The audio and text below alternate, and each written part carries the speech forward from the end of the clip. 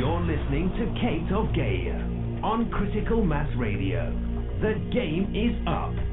Now, it's our turn.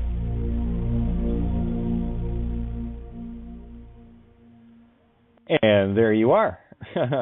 There we are. There I am. There you am. I love it. Anyway, welcome to Outside the Box here on Sunday night. Of course, the new moon, last of the black moons for the year. And where was I? Oh, there's so much to talk about. Guys, I got to tell you, just the stuff that people are coming with. Yeah. Wow, you guys are getting it. You're starting to see the power of the garlic to get the vampires away from your neck. All right, I'm gonna make it really simple. Okay. Now, keep in mind all the intellectual egos that need to think about things legal and paperwork and contracts, all in the physical sense and constructs and identification and all of this stuff, okay, that's all attached to the not applicable magnetic electric, the name. And any time you even think of creating a contrast or contract between you and that dead world thing, the Bioborg id entity, you're in spiritual contract. And what is really getting to be fun now is watching those of you that really get this and scare whole crews of sheriffs and cops away just with that one truth. That's all it takes. One little truth. Not a surprise that the BTR listener tonight is 054, consciousness. And did a little spread before the show, cards. And, oh yeah. We got the game. So I'm kind of hoping that Eric's going to get hold of me. Maybe he can share his recent get rid of the vampires, because he knows who he is. And I got to tell you guys, once you get this, you're going to laugh, and you're going to laugh some more. Because here's the overall view of the game. And I got to say, I'm going to go back to Facebook, because Tracy had a very interesting post, and I want to actually go into it and make her and everybody else right, because it's so easy. And once you get out of the polarized position of needing right or wrong, that's when you find truth, and it's like, yeah, okay, that works for me. So I want to address that tonight too. But guys, you have no idea my gratitude of just watching, things in motion. And it's one of the reasons why, even legal posts that were in one of the other rooms that I was involved in. Again, no need to mention what it was. It's no biggie. But, I just cannot stomach anyone propagating the literal, fictional, legal illusion, continually keeping people embroiled. As far as I'm concerned, you're a shill and you're COINTELPRO, or you're an absolute moron. Take your pick. You got a choice. That's the catch-22. Damned if you do and damned if you don't. That's the problem with being, ego-centric, needing to be right and prove your intellectual prowess of bullshit, to look really fancy in front of all the other egos that go ooh and ah, and they're not going to go anywhere. They will. They'll keep going in a circle. That's you have a look in the Milky Way and you'll see that. This is where their stars won't change, where yours won't. You spit the dragon tail out, the serpent tail. Yeah, it really is. It is so simple. And this is the hard thing to get across to people. But once you get it, once you really get it, you see, in the case of art, and mind you, this is with him has been ongoing for over a year, and it culminated with a whole bunch of people, meat stick uniforms that couldn't even set foot on the land where he was. This is the power of your garlic. okay? Or the ka-ro. Put the spirit in the mirror and you have ak. So you might understand what an act ion is, or the ak crucifixion of the goddess mind. By one's act ions, one is known, or none, N-O-N-E. N-O-N-E, you can pronounce it known. And of course, once you go none, now you can spell it N-U-N, which there's your creator-destroyer. Pluto, none, all the same thing to me. The layers and the countless examples in the fractals everywhere, they all tie back together. And yeah, I know I go over this stuff really quick sometimes. That's the problem with literally transmuting this stuff in real time. But I've been at it for a long time. This is exactly why, and I talked to Vicky about this today, this is why I tell people, bring your crayons and paper to the playground. Because unless you do that, your ears are going to remain blind and your eyes are going to remain deaf. So this is where you have to get both of the show and tell parts together, right? Everything you need to know, you did learn in kindergarten. It's a fact, and it's a spiritual fact. So let's just use the same things that we've always known and put them back into perspective, you know. So that being said, let me just get Mike's mic open and get him in here. Oh, someone's got some tunes going. How are you? Yeah, aloha. There was a head for you. Yeah, I was listening to you and listening to this song. Nice, Yep. nice.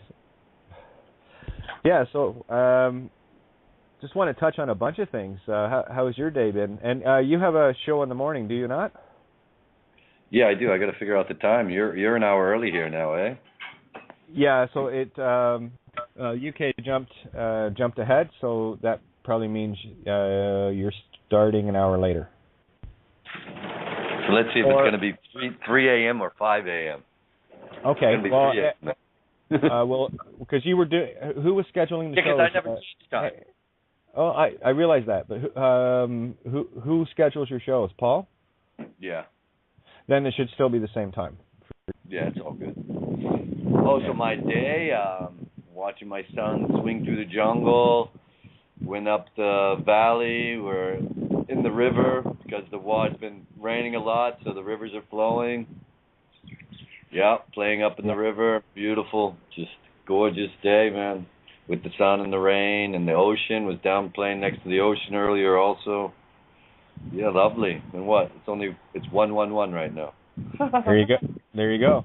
And just wanted to say thanks to so many of you. Alvita, your posts are I was reading them, man, just now, listening to this song, listening to you, and reading Alvita's posts. I swear. It's awesome. There you go. All right, so let me go down to Tracy's post. I'll read it out in its entirety. And Mike Davino, thank you so much for sharing Tracy's photo again. That's the one of the banker, the uniformed bioborg on a chain, very short leash. Of course, he's got his treat bucket in front of him filled with paper fictional notes. It's pretty funny. So we're really going to... Oh, by the way, it was during that essay that I was writing yesterday that we had an X flare. And isn't it funny that the night before we had 2 M flares? So 2 M flares and 1 X flare in less than 24 hours. So yeah, I wanted to check to see if it was actually, I wonder, you know, and sure enough, there it is. So there you go, guys. The cosmos are at your effect. Cos, modus operandi of the Divine Feminine. Cosmos. Isn't that funny? Okay, here we go. Is this the one? Great post, by the way, Christy. And well, I want to share this because this is important, because what people need to realize when you're teaching this to children, phonics and the trickery within it, they can't be programmed. So thank you, Christy, so much for this. This is really so cool. Here's a smile moment I want to share with those who don't understand, and I know you guys do. I had fun this week introducing the 11-year-olds I work with in community school to Phoenician. We are reading Walden, and Thoreau was kind enough to open that door for us in class. The gears in the children's heads were turning in magical ways. It was so much fun to watch. Nothing more dangerous than the awakened mind of a child. So where was it? Looking for Tracy's post here. I will find it. Here we go. So I want to touch on this a little bit because really the biggest dispelling that I want to create is the illusion of what would be deemed masculine, because even the word masculine is feminine. Everything is feminine, right? And this is an upside-down, topsy-turvy little world, right? And that, again, I'm talking about energies. As we, convey these energies in our physical forms, right? And of course, when our eyes are deaf and we're looking at things literally, well, there's a boy and that's a girl, and see, that keeps you divide and conquered, because it's a whole lot deeper than that. And well, we know that. So here's what Tracy shared. I'm just going to clear my throat here. Anyway, here we go. Hello, my brothers and sisters. I've had some thoughts and questions going through my head that just don't seem to want to go away. So I thought I would put them out here on our Emerald table to get some feedback. Frankly, I don't know where else I can put them. Haha. Well, see, that's the thing about us. We're so unconvey and shun all. We don't shun the truth. Unconventional, right? And that's what unconventional is. You're not buying someone else's bullshit. So she continues, I've been thinking about the X and Y chromosomes. Kate has shown us that the X can and has been reversed. It can also be flipped upside down. The Y, or WHY, can also be reversed, but if it is flipped upside down, wouldn't that be more masculine, as well as stronger and more stable and powerful, erect penis sigil, as it is the Y is very feminine. I'll come back to this first after I finish reading this, and this is where the lightning bolt of Zeus is critical. So have your pens and papers, crayons, whatever you need, and I need you to. In math, they taught you it was the greater than sign and the lesser than sign. Okay. So what you're going to do is you're going to draw the greater than, which is a sideways V pointing to the right. And then you're going to draw a line straight across, and then at the other end of it, do the lesser than, which is the V on its side pointing to the left. And so it'll give you two opposing Y's. Okay? So have that in place, and that's the actual Zeus thunderbolt. It's not that ziggy zaggy jiggy jaggy thing. Okay, so she carries on. This brought up another idea. The Y chromosome started off as an X, and then it had a piece sliced off. Could this be a representation of Osiris' penis that was never found? Clever girl, Tracy. Why is Osiris spelled with such feminine sigils? Osire is. Well, and that's the Oz Iris. I'll get into the Oz Iris shortly. And Horus, or Hor-us. Maybe Kate and others might find thoughts interesting enough to share their point of view. Me, thanks for listening. Absolutely. I mean, these are the things that I love to dispel, because we have been so conditioned into an intellectual, academic perspective on pretty much everything. So I use that same tool to unravel it, right? Because that's what the intellectual left ego is used for. It's either a tool that's going to control you, or it's a tool that you are going to control. And once you gain control over that tool, then you can use it to work with other beings that are still under the influence of the tool, to give them back the ability to see that it's just a tool that is making them into a tool. If they're not using it, it'll use them, right? So it's pretty simple. So getting back to Oz Iris. Well, the iris, of course, there's your iris or Irish, right? The iris in the eye, of course. And, where did I want to go here? Oz. This is not Kansas. This is Oz. And they both exist at the same time. We have the illusion of the physical being really somewhat literal and normal, as we've been so well conditioned throughout our lives to accept it that way. Yet at the very same time, in the singularity, it is completely a magical place. And what we're doing here is we're getting the eyes to see the magic. It takes a little bit to start believing this. I do understand how difficult it is for people to get past the physical meat stick game, because that program is so heavy. But that's the game. And the game is, if you want to get out of it, you get out of it. And if you don't, well, happy merry-go-round time, right? So there we go. Now, back to the greater than, less than signs, which are effectively, if you draw two Ys on their side, with both the sticks, the bases pointing at each other, then connect them, that is the Zeus Thunderbolt. When you have the open V at the top of the tree of life, the stick, what you have is the as above getting put to the as below, and vice versa. This is where the pyramids come into play, and it becomes the Y upside down with that stick going up. So what's been happening here is the physical has been doing the creating of the spiritual. And I really want to get into this part of it, because for me this explains the bioborg versus the spiritual, i.e. the true creators, you. And, bioborgs will not get this. It's not in their program. Because 1, they're soulless. 2, they have no spirit. 3, they have no ability to create. And this is my suspicion of what the Atlanteans did, was they built the bioborg in defiance. That's your Luciferian complex of, I will be like the Most High. Comes out in Isaiah, I believe, talking about the fall of Lucifer, the son of the morning, right? Of death, morning, the death. Son. Of course, he's the morning star. He's the dead star, right? And for me, it was about the Atlantean corrupted, aberrated spirit. Was basically bodies were being built without souls. Computers, biological computers.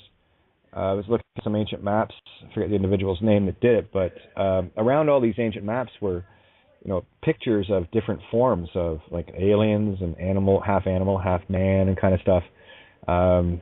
Almost like a scientific breakdown of all of the experiments. I mean, have a look at Montauk, right? And the kind of stuff that was that goes on there and comes out of there. And that, to me, is the allegory of the Atlantean mindset, where the DNA strand has been messed with, right? I forget who was talking about it the other night, but we had originally the 24 chromosomes, and two of them got fused together to create the 23 per side, right? Sorry guys, this just gets so fractal so quickly. To keep it really simple, though, if you can look at, imagine two bodies in front of you. One of them is one of the bioborg, just a walking, talking program, initiated, soulless and spiritless, driven only by the ego, which is all about survival, greed, lust, all of the 7 deadly sins, if you will. They have no sense of compassion. They have no sense of mercy. They are all about power. They're all about control. And they stop at nothing, like the Terminator, to get what they want. And I know that you all have many of these. I would hazard to say that we're probably running about 50-50 at this point. And the trick that is being used against those of us that create, with our DNA having been messed with, if we can be dumbed down enough, with enough of our knowledge and DNA shut off, then we can be convinced that we are also bioborg, or just physical entities. And then there are those of us at this table that gather around, awakened, and see the duping that has been going on, the trickery, the play in the words, and all the rest of it. Cosmic joke, remember, but let's just keep it where it's a lot easier for the left brain rational mind to accept. The only way the bioborg aspect can create anything.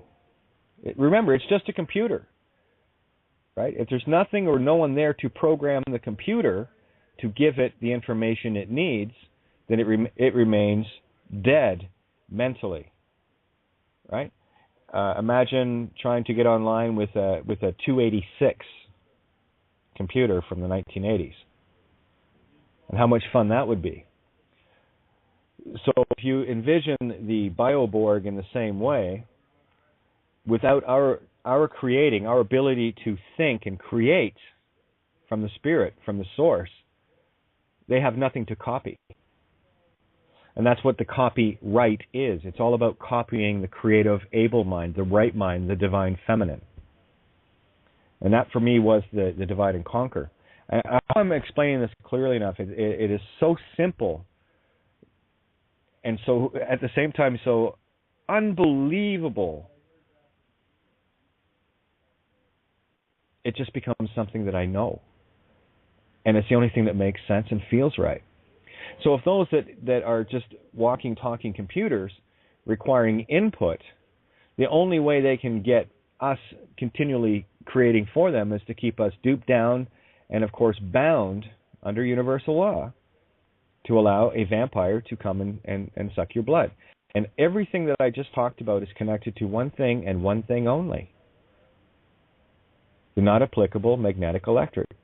The name, what you're doing with the name is that's your gamete interfallopian transfer that you are giving to the computers that are bioborg computers that are completely and solely dependent upon you, the creators.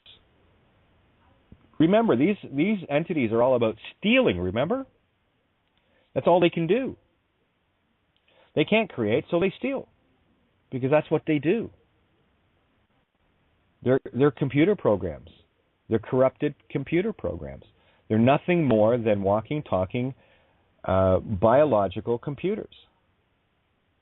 The reptilian brainstem. I mean, I'll give you a prime example. I think it was back in the 70s. I remember seeing something. It was a show called Nova, like a public broadcasting thing. And during this show, they were following the lives of two Russian, now teenagers, that both were born. They were twins, and both of them were born without any perceivable brain. All they had was the reptilian brainstem. Yet they were perfectly normal in every way, functioning. And this is what really clicked it for me, because that just, in a scientific sense, absolutely proves everything I just said. Because these two, the twins, were completely without the higher mind. They had no pineal gland. They had no hippocampus. They had nothing other than just the reptilian brainstem. And as it was laid out, they were normal in every single way. Now you tell me how difficult it would be to spot these reptilians, literally, biocomputers, if they're acting just the same way we are, mimicking, of course. It's all about copyright, remember? And let's say we put them in charge of the media. Let's say we elect them. Let's say we, let them run the banks, create the banks. Let's say that we give them our school systems. Let's say we give them the right to police us, the right to judge us. You starting to get the picture now? How the hell are you going to tell the difference? I mean, this is a case of they live. See, this really came home to me today with regards to knowing what I feel around different individuals. I know when something is dead around me because it's a void. That's the empathic nature. My intuitive is all I trust. Because you can't trust the mind. It's a corrupted computer. That's a fact. You got a reptilian brainstem, yeah? Okay, well, I'll tell you, if you're caught in the ego, and that's the emotions and all the rest of it, these things are the mimic programs. If you're stuck in the emotions, you won't even realize you have a higher mind. So this is one of the reasons, too, that if I spend enough time talking with anyone in particular, I know if they're a bio computer or actually have spirit. One, I can feel it right off the bat. And two, if I end up having to spend hours and hours, talking to you, and I've done this many times over the last couple of years, talking with anyone that still just doesn't get this, it's not because they don't want to, it's because they can't. They don't have a higher mind. They're biocomputers. So stop beating yourselves up about trying to convince others. This is why you got to take care of you. You're the spiritual entity. You are the true creator, the true manifester. Okay? So don't be fooled. But I think you have a better idea now of how easy it would be to control an entire planet full of people if you're convinced that those running it are the same as you. And I go back to the movie They Live. Where Rowdy Roddy Piper, who played the lead role in that, where he put glasses on to see these soulless things. I have those glasses naturally. And all I've been doing over the last number of years is cleaning those glasses off further and further into deeper and deeper realms of unbelievability. This is why the imagination is stymied so young. Because if the imagination isn't stymied at a young age, you're going to spot this shit real quick. That's why I was so excited about Christie's post, So have a look around your communities and start spotting I've called them shetty for a long time. That's a word that's been used. I first read about that in Bibliotech Pleiades website. I spent countless hours on that website just going through so many. I don't think there's a whole lot on that site that I didn't look at. And if you look at it, it's, for me at the time, and probably still now, in terms of the literal and talking about all manner of things, is probably the most comprehensive source of all-around information on the internet. Relevant information to help you figure this out. But that really, for me, is a difference. And as soon as you get your imagination back, that's why I tell people, bring your crayons and your paper to the table. You're not going to see this if you're going to keep going through the same, as we get older, we stop doing these things because we have gotten into the habits of language. And that's what all language is, in terms of the biocomputer, is the binary code. And contained within this binary code are all of the hidden traps that get us creating another's reality.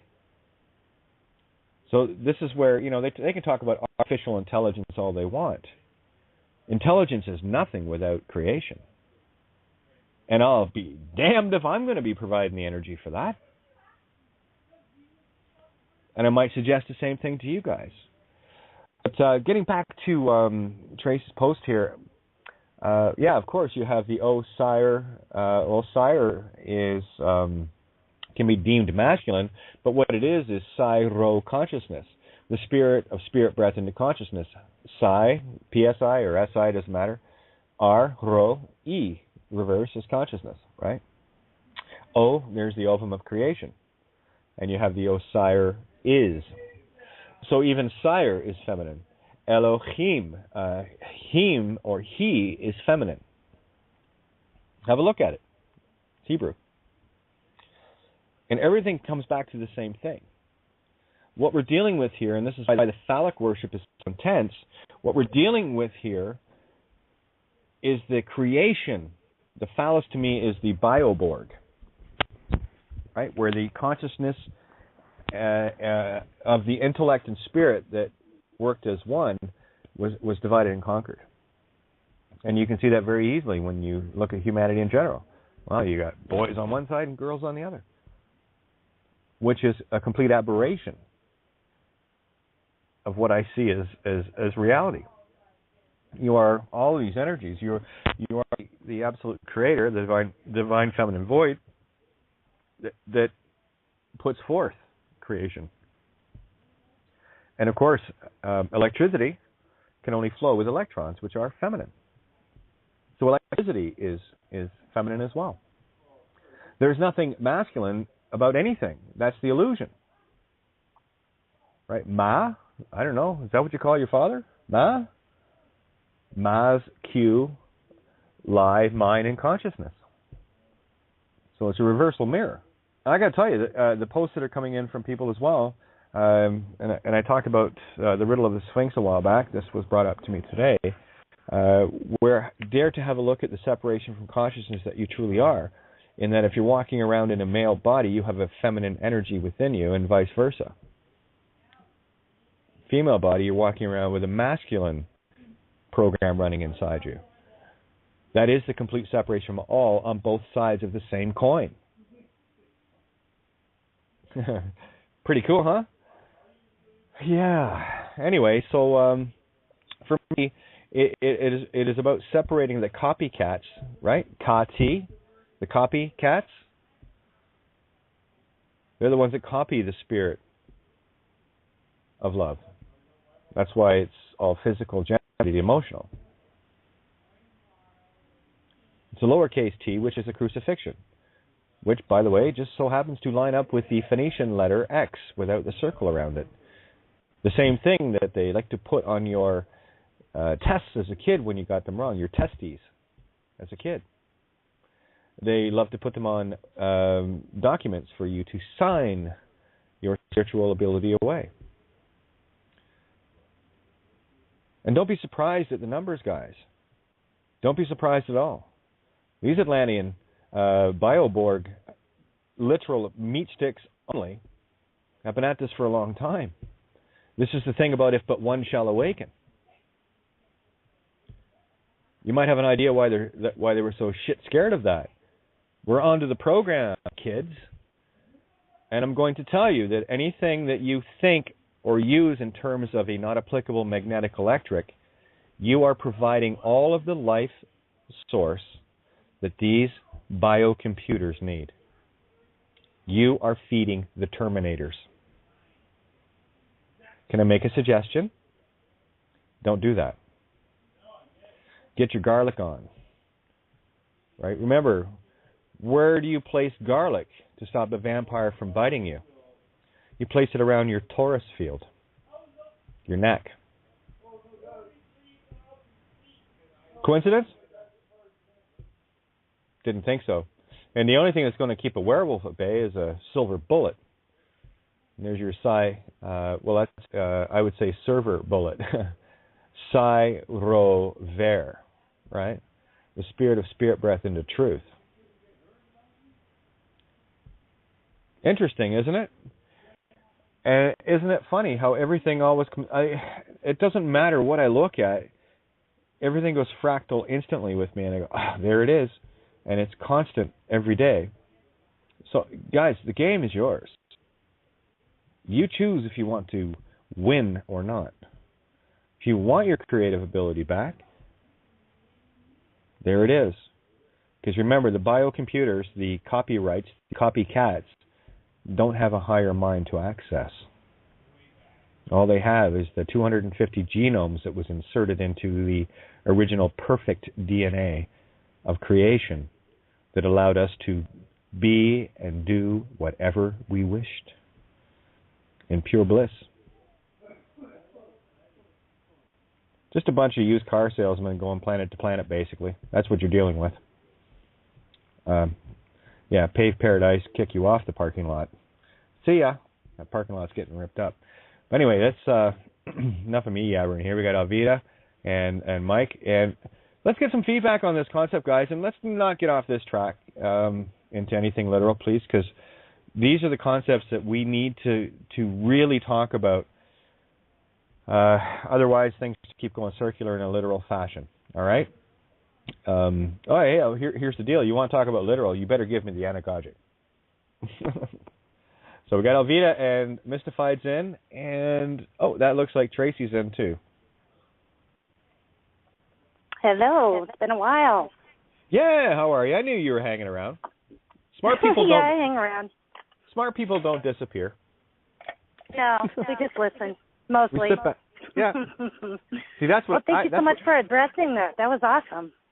Well, I love addressing things that really get to the nitty gritty. You see, the questions you were asking were of the highest anagogic order. I am like white on rice with that one. Flies to shit, baby. I'm all over that. Well, that's the why magic. I put it on our table. I'm like, you were the one that I would address that question to. There's nowhere else I can. Nobody would even get what I was saying. That's the joy of this. Well, and you guys. And the table. Yeah. And the table. Yeah. When I say you, I mean all of us here. You're starting to see the power. You're seeing the power of this table now. You have no idea how impressive you guys are. You have no idea how excited I get just knowing that you're out there. I thought it was brilliant how you just broke down the cyborgs, bio-cyborgs, because I was just saying to my roommate 2 days ago, I was like, you're not understanding, not everybody's equal. They don't have the ability. And most people just can't conceive.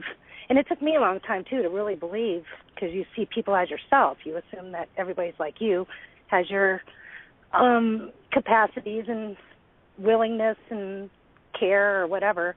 And it's really shocking when you find out it's not there. Oh, in some definitely. Entities.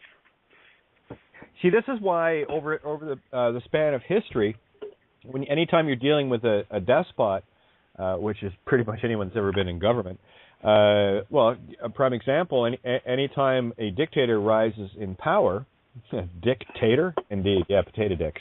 Anyway, who are the first people that get rounded up? The gypsies, the artists. And by the way, let me dispel the whole Jew myth.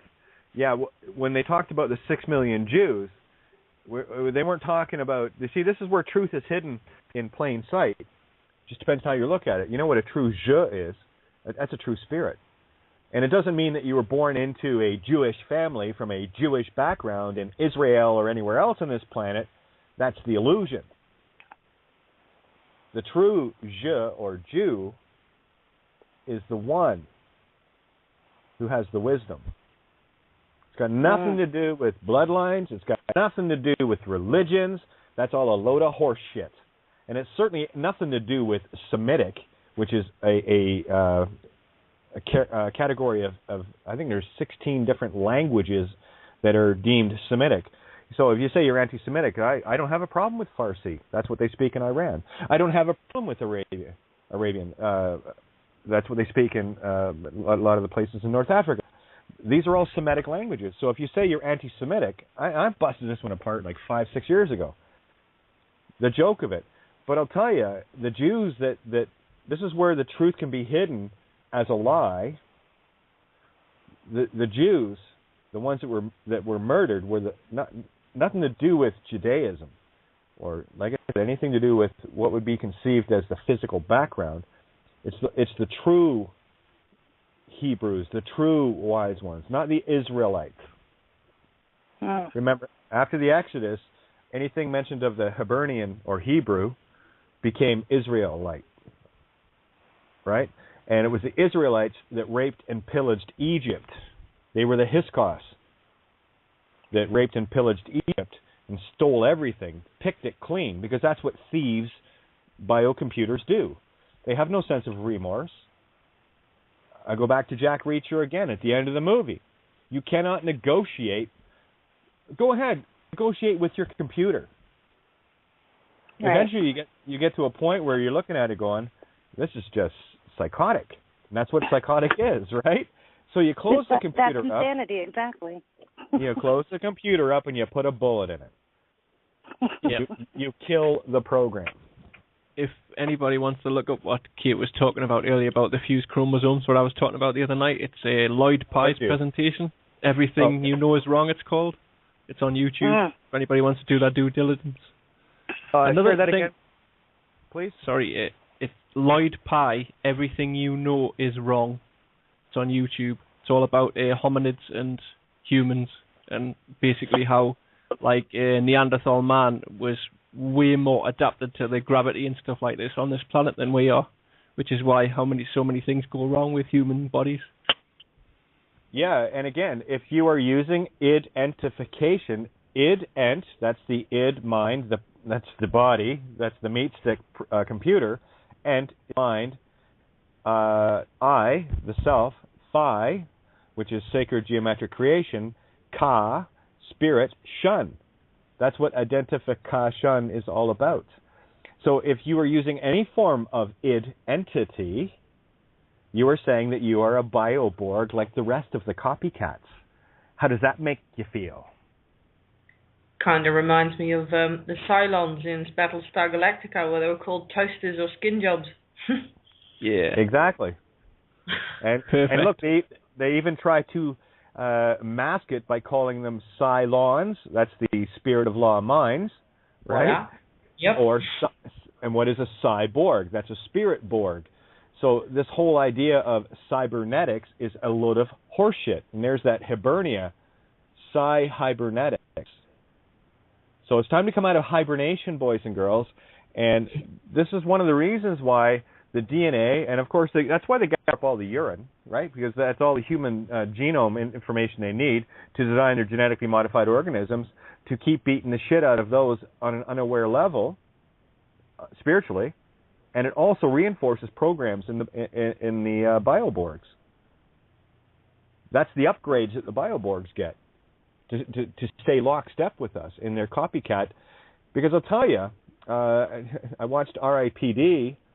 Last night, and that's where this really started to crystallize in my mind, because I knew I was on the right trail, and I was looking at everything, and I was news, basically.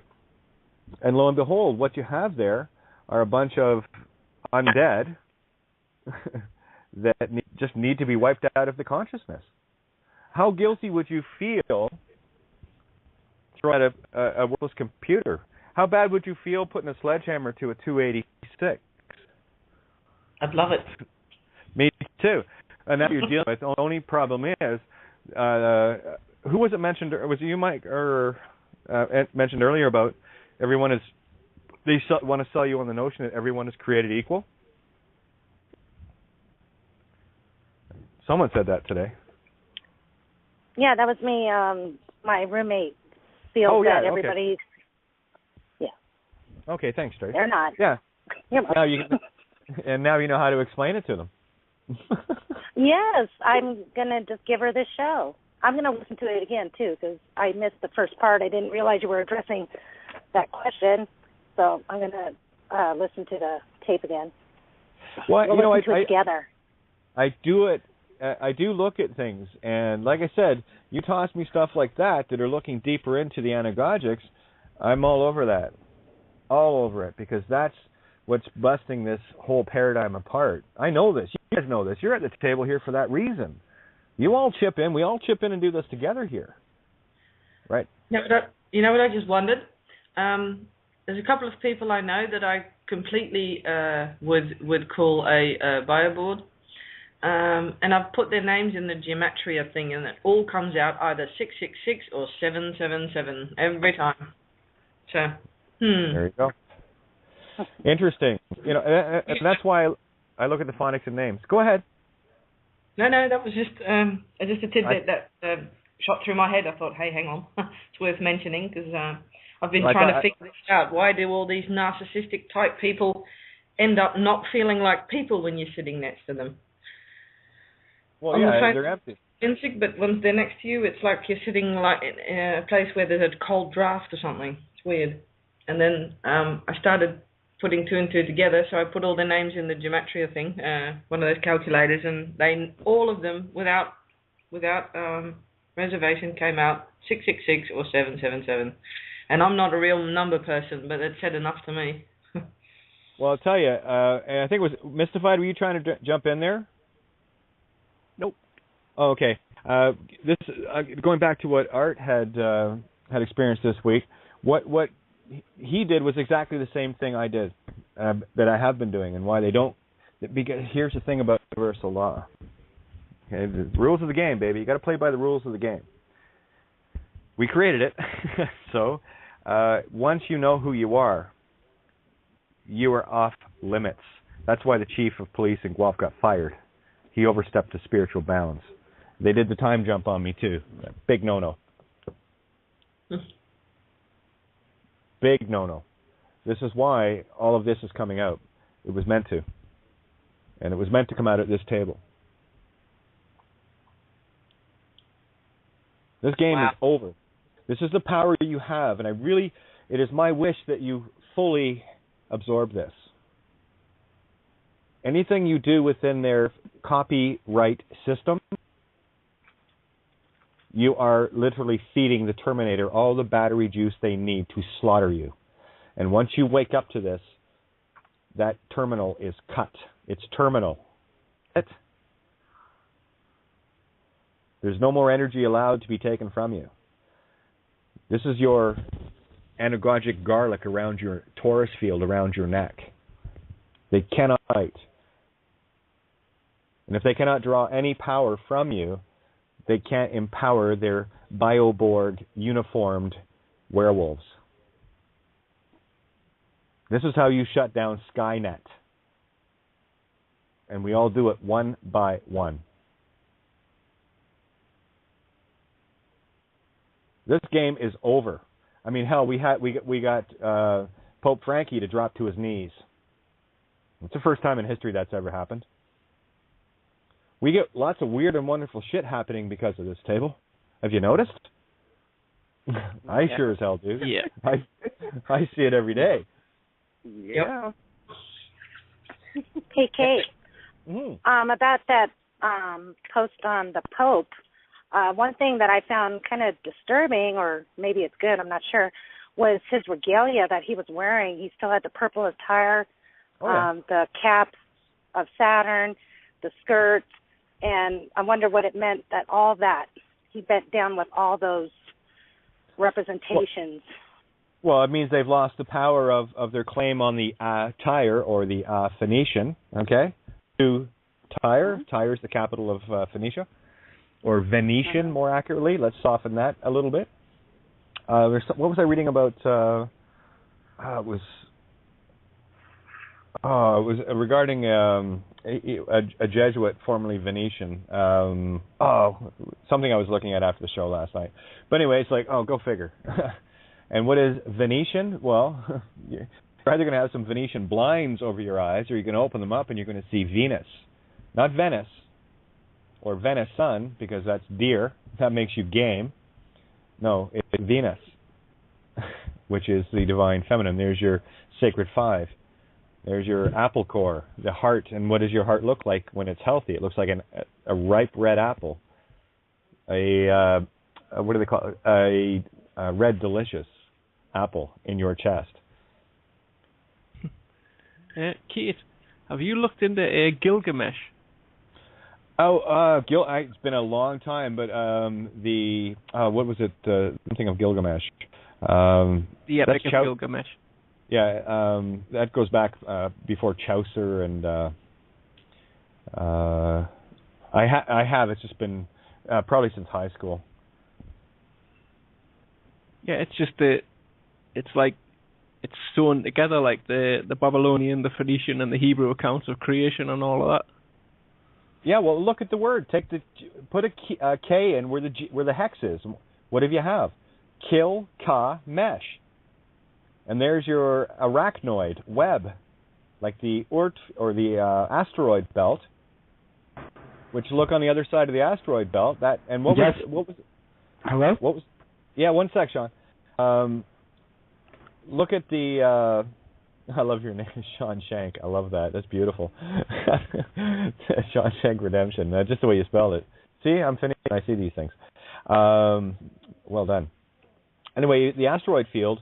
What was the name of the planet of legend that was destroyed to become the asteroid field? It's known as Tiamat. So there's T, the law of truth, Ea, or Ea, which is EA. That's yang yin, not yin yang, right? Consciousness before the creation of light, instead of the light before the creation of consciousness. See, the yin yang is backwards. It should be 96, not 69. Otherwise, you just find yourself eating each other out for infinity, right? You got to rotate out of this game, baby. Sounds about. Yeah, it sounds about right, doesn't it? By all means, play, but be aware of that, right? It's an energy game for me. It doesn't matter to me. I don't see things physical at all. So there we have the arachnoid, which is that web or mesh between the Pia mater, or Rhea. Take the P out. Mater, which is the Rhea. Who was married to Zeus? Oh, that's right, Rhea. Anyway, ray of sunshine, baby. And the Dura matter. The Dura matter. The as below. So that's working the light. That's why they worship Ra. That was Akhenaten, who had a deformed head. This guy was just pure Bioborg. And who were his advisors? Tia and Aya? Yeah, just a coincidence. Yeah, look away. The Narmer palette created King Means, also a son, or he was also known as King Aha. Yeah, you can't make this up. But the only four-letter word that owns your soul is the not applicable magnetic electric. And anything attached to it, even thinking that, well, that's not me, that's a straw man, you still want, for anyone that's doing that, still wants to cling to that name. How about you just pick your own? Because the name of God is unknowable. And I've said this a long time ago, my name I will never utter. It's in me. I've said that. I will never share that. I will never hex I have. Give, G, I've, hex I have. That's what, it's all trapped in the hexes and the spellings. And we are just shredding this to nothing. Remember, the computer can never outsmart the programmer. But if the programmer has been programmed with part of that computer, well, it gets a little circular. So anyway, Sean, there you are. You're on the board. First time in, eh? Yes, this is my first time in. Great to have you. Welcome home. About time you made it. We've all been waiting, right, guys? Yes, hi, Sean. Thank you so much. I just saw that you guys had an open forum tonight and no holds barred truth, stuff like that. So I just wanted to tell about a story like when I was younger. Okay, well, let's hear it. Yep. When I was younger, like, there was this one time I was like, my daddy was tucking me in from bed, and then he played with my pee-pee, and he sucked it. I saw where this was on. Yeah, and I came all over his... Yeah, sure, I saw where this was going. Did you guys hear it as soon as he started talking, as soon as he said something? Yeah. Yep. You felt it? See? Thanks, Sean. You just, we were as a beautiful example of a soulless entity. Yep. You see, this is what I'm talking about. So notice that I didn't. You see, he hung up. I didn't hang up on him because I wanted him to hear the truth. Okay, Bioborg, bye. As soon as he spoke, I tuned out. I just didn't hear anything from as soon as he stupid giggle. Yeah, that was obvious, wasn't it? Oh yeah. Just instant. Just I didn't hear anything that he said. Well, the name gave it away. Sean Shank. Long Shank. Yeah, Sean Shank. Oh, here, look, we got Blog Talk staff trying to call in. Oh, it looks like we're onto something, guys. Looks like we caught... Bring them on. I got swords on the ready. Staff, thank you so much for showing up. Thank you. All the shills are coming out, and when the shills come out, Katie's on the fucking money. So there you go. Hang out there for a bit, because I'm not going to open your mic, so you might as well hang out and see what it feels like to sell yourself out into unconsciousness. See, that's a problem when you are a Bioborg. You don't have a soul. You don't have any concept of it. There, bye-bye. Just left. This is the power you wield. So thank you. Thank you. So, can you feel my gratitude of these soulless, heartless entities showing up? Just to prove everything that we just talked about. Thank you so much. You see, evil will destroy itself. Mm-hmm. You just have to be very alert, and you have to feel it. Mm-hmm. Can you say running scared? Oh, look, and what we have, Bob Ye L. Ram, 420. Mm-hmm. Well, ram it in, Bob. Sure. All right, well, let's see if, I'm not going to open the mic up. Sorry, guys, I don't play that game. Vampires are not welcome at this table, and they are quickly gotten rid of. But seeing as we have Bobby L. Ram 420 at the table here, let's see how long Bob can last. What does it feel like to be a sellout, selling your soul for $100, $200, or what is it? so that you can continue on in the death program that you're playing in, the name of the game. And by all means, yeah, I could be mistaken. You could be someone, but I'll tell you right now, not tonight. Only those that I already know will be at this table tonight. So, thanks anyway. Appreciate it. Doesn't that feel good? Bye-bye. Yeah. Oh, man. Oh, man. Well, let's keep rolling on with these truths then. It seems like we're getting a big crowd. Well, yeah. So anyway, that just proves the point in case of there's Lynn just showed up. Good job. That just proves the case in point of exactly what I'm talking about in only, and you've seen this happen in the past. And I was talking about this the other night. Gee, the shills haven't shown up. Yeah, and the flak is heaviest when you're over the target. Yeah. Oh yeah. So I'm not interested tonight. That was very nice that you're. What did he say? His dad or whatever? Yeah. Okay. Yeah. Well, you see that. Well, see that's where dead meat sticks hang out. They can only hang out in the lower heaven of the Scorpio instead of the higher heaven of the Scorpio, right? So I remember last time that the shills happened, and we were discussing how unintelligent they were. Because I didn't even really understand shills because I was like I can't really conceive of just even thinking or focusing on what they're saying, or even mentally going there. And what you said earlier in the program just totally proved it. They don't have the capacity to think anything above that. Oh, Bob just disappeared too. Okay, who's coming in next? Oh. Come on, guys. Keep showing up. Keep showing up. Come on. Keep making us right. Come on. Good. Don't even let him get a word in edgewise. Just smother him with the truth. It's a lot better than hearing him yak all nonsense. Well, see, there's the catch-22, you see? Mm-hmm. Because the shills can't come in and disrupt, because all they're doing is proving to us that what we're saying is scary enough that evil's going to show up, the dead aspect, the bioorgs are going to show up en masse to try to dispel it. And in doing so, just like the police state is exposing the absolute terror of the few that have been running this shit program for so long. The only way they can try to scare people now is to keep selling the idea of control and police state. But now it is a completely overt operation where they're brought into the light instead of the covert, where through our ignorance we have been in the dark for so long. So there you go, guys. I think we're on a winner there with the Bioborg versus the spiritual. Hello. I love this table. Self-fulfilling prophecies. Oh, yeah. Data Wiggy, how are ya? I'm good, yes. I listening.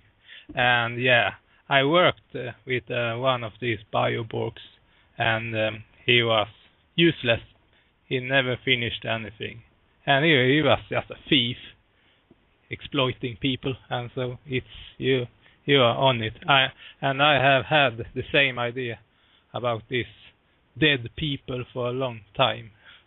So isn't it funny how it just comes together? Because yes. I'll put the question out to everybody. It just feels right, doesn't it? Yes. You don't have to think this out. And you've met these beings. And I'm going to tell you right now, they're going to be the ones that are going to be real shifty now, because one of their lord and masters dropped to his knees yesterday or the day before. Yeah, it's like Tracy, go ahead, Mr. Clyde. Sorry, I was just going to say it's like The Walking Dead backwards, whereas instead of them infecting us, every person or every being that you come across and you initiate a little bit of truth to them, it cures them, and then the ones behind it are running away, trying to get away, and sending these little shitlings out, trying to slow you down. Yeah, well, we don't buy the bullshit anymore, right? Exactly. And also contain within every program, in order to build something, just like in architecture, you cannot put up a skyrise without having a demolition plan in place before the first stone is put down. So contained within every program is its destruct. So I'm initiating self-destruct. A couple of weeks ago, I think it was, what's his face from Russia put in? He was calling out the Illuminati, and that's where I saw the whole self-destruct thing start off too, because I thought if oligarchy is calling out Illuminati, watch them fight each other to the death. Huh. Well, yeah, it's more of it. It's going to be two Trojan programs fucking each other, and they won't be doing it safely. Oh, thank you for that visual. Now that's real wood, right? Now are we playing now? Are we having fun now? Oh yeah, lots of fun. Yeah. Oh. Do you guys get the same rush out of truth that I do? Like, it's just such a rush. It's like, oh my God. Yeah. Hell yeah. Yeah. Absolutely. Better than any drug. That is sex. Truth is sex. And again, when we take out the G and the D and put in the K and the T, what you have is the coat, the KOT. That's the coat of many colors. And guess who the Christ consciousness is? You. And guess what your job. Hang on, guys. Guess what your job is here once you reach Christ consciousness. Oh, we got some feedback. Once you reach Christ consciousness, you attain the role of everyone and everything that's ever been in your life, where they will pass before you in judgment. Mm-hmm. And won't they be lucky to know that I would never judge them as they have judged me? Exactly. I feel the same way. Yes. My Christ consciousness has me by the grip, you know. I don't understand it that well, but I know I have it, you know, and I'm very confident with it, you know. I know I can't be touched. I do know that. So. That is the power of truth, baby. That's the power of love, the law of truth. That is the power. And this is, when I was talking to Vicky today, just like the guy, Misha in Branded, could see he had the vision of seeing the egos and the desires coming out of people's necks, go figure, Taurus field, their creation. And as soon as that desire was satiated, that serpent or whatever the hell was coming out of their neck broke off and went up to feed above the buildings where their desires were satiated. So you see, like, The Burger was the name of the big chain, right? And above the burger was this huge, monstrous cloud of goo and pure poison. And every time a desire was satiated, that would break off and go add to it to give it even more power. And then because he could see that, he started turning those against each other, literally feeding on each other. And that's what we're doing right now. We're creating that. And what Misha was shown to be seeing in the movie is exactly what I see in the truth around you. I see your Susan Storm invisible shield, and I can. You're invisible within that shield. Now that's the hard thing. Do you remember the last Harry Potter movies when all the Death Eaters, the Bioborgs, were attacking, and the spirituals inside cast the spell of protection around everything, and they couldn't get through. And as soon as they touched it, they vaporized. That is exactly what happens to werewolves when you know who you are. That's why they would not come anywhere near art, because they knew walking into that. And this is the intent coming out of me, that if anything of that nature comes anywhere near me, it is destroyed instantly. Just like in Ripped, one through the head, baby, and you're removed from cosmic consciousness because, quite frankly, you're not part of it anyway. It's a computer program walking on two legs, baby. That's all it is. Yeah, like the Nazgul. It's crazy. It's crazy. Yeah, and Mystified, go figure the guy's name is Lloyd Pye. Yep. Crazy. He's brilliant. He's dead now. Like, he died from cancer like earlier this year, but his information is right on the money. Everything that he says is completely spot on. Mm-hmm. And I don't know if you've seen that Star Child skull that he had, but they've done they found a skull in Mexico. I think it was in the 20s or something like that, and they've done a partial DNA test on it, and I think it was 256 pairs of it were of an unknown origin, and they compared it to the entire genome that they've got in America, like of every person that's ever been blood tested, and there was 256 pairs did not match anybody else's of unknown origin. See, that's the I've talked about this many times. 256, 250, that's the E. coli. That's the number of genomes in the E. coli. But you're absolutely right. There are that number of genes in the human genome that do not exist anywhere else on this planet except in the human body. Told you I was a hybrid. Well, we all are. Exactly. But what we're doing now is we're all hybrides. Hybrid. Get it? That's what a hybrid is. The hybrid is the spiritual. That's the Ibi Uru. That's the Nibi Uru that you are. Right? So now, all you got to, and here's the trick to it. It's really easy. All you got to do is feel your way through this, and you know instantly when that energy, it's empty. It's just empty. I was going to say I'll share a day-to-day experience with these cyborgs. One of my roommates is one. He works for a bank. When we had this discussion, he was high on God knows what and does pornography and all that crap. And I was talking, and he goes, Tracy, could you just shut up? And I looked at him, and I just started laughing so hard. I'm like, Marcus, and he's a 28-year-old stud.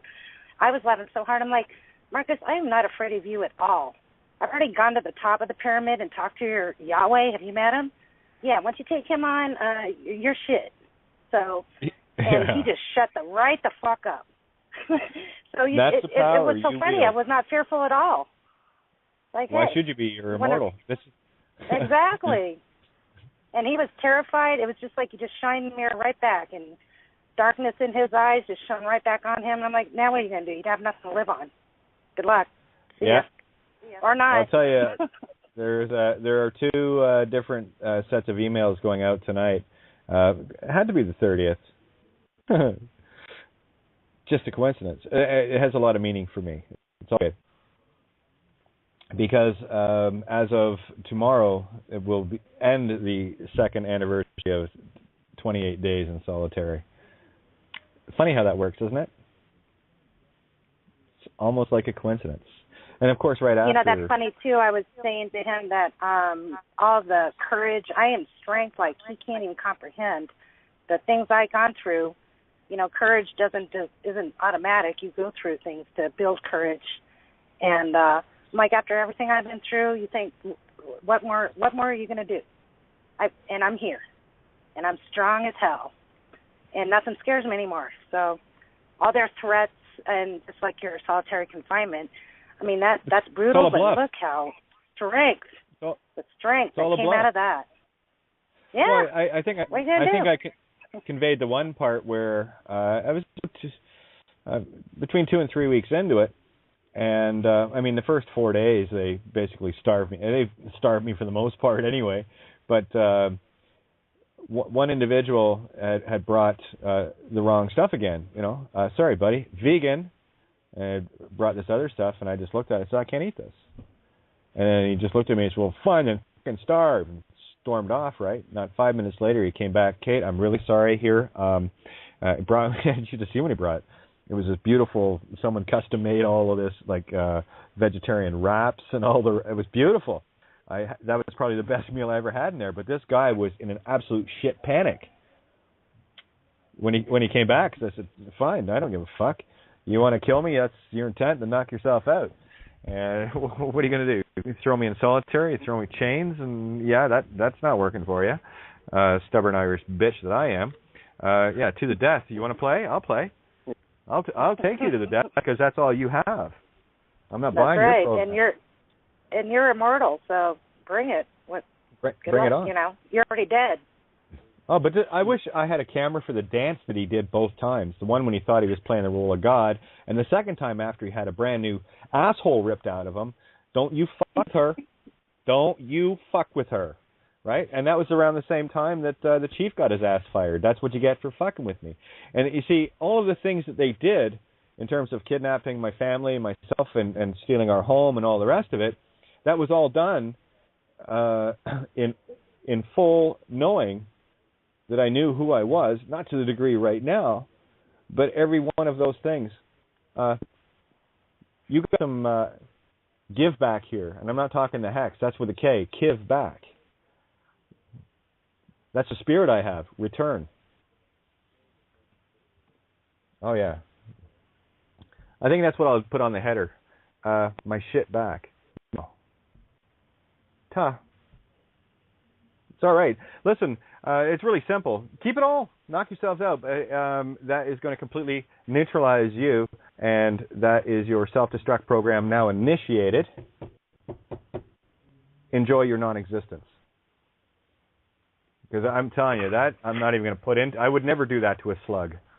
I like slugs. They're useful. Oh. I'm just saying. You make me giggle. I have to mute out so much time because I just giggle, and I got a shit-eating grin on my face the whole call. It's awesome. I love it. Shit-eating grin is exactly the way I would describe what I am doing at this very moment. Enjoying being part of this, all of us standing together, and the energy is just awesome. Yes. Shit-eating grin indeed. I love it. Woo woo. Yeah, these are the ha ha ha ha ha ha ha moments. Yes. Yeah. You know it. You want to say nah, nah, nah, nah. You can't touch me. I know it sometimes feels like a lot of work for you, kid, but for the rest of us, I can only speak for myself, but there's nowhere else I'd rather be. Yeah, I know, right? Hell yeah. Hey. Do you know what else is really funny? I like it. I like it every so often when the shills show up just to make sure that I know they're listening. Thanks, guys.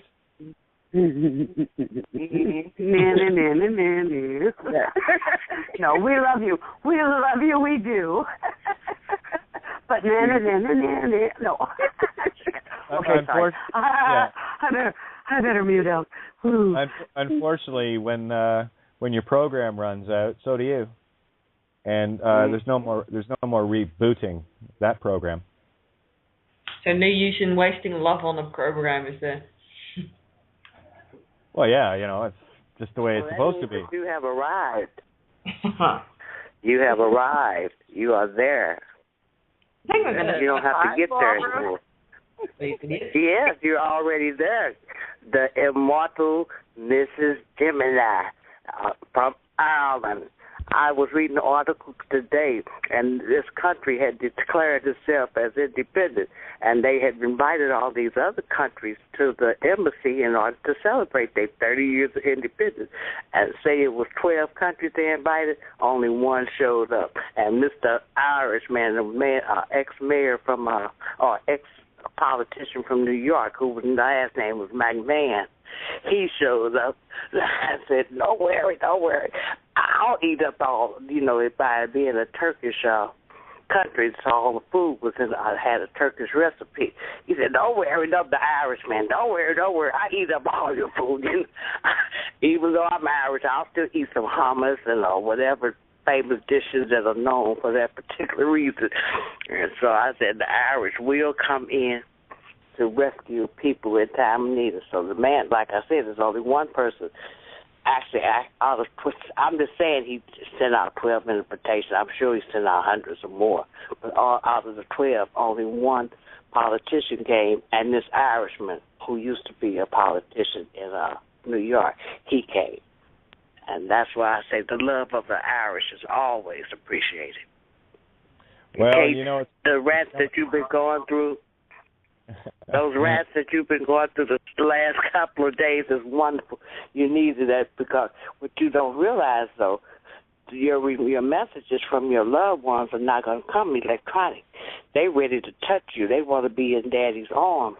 They ready to pull on the legs. They reminiscing about the sunshine that was in their lives when you were there. They know the difference, and now they're getting of age where they can make of their own decisions and having to follow whoever spreads their butter.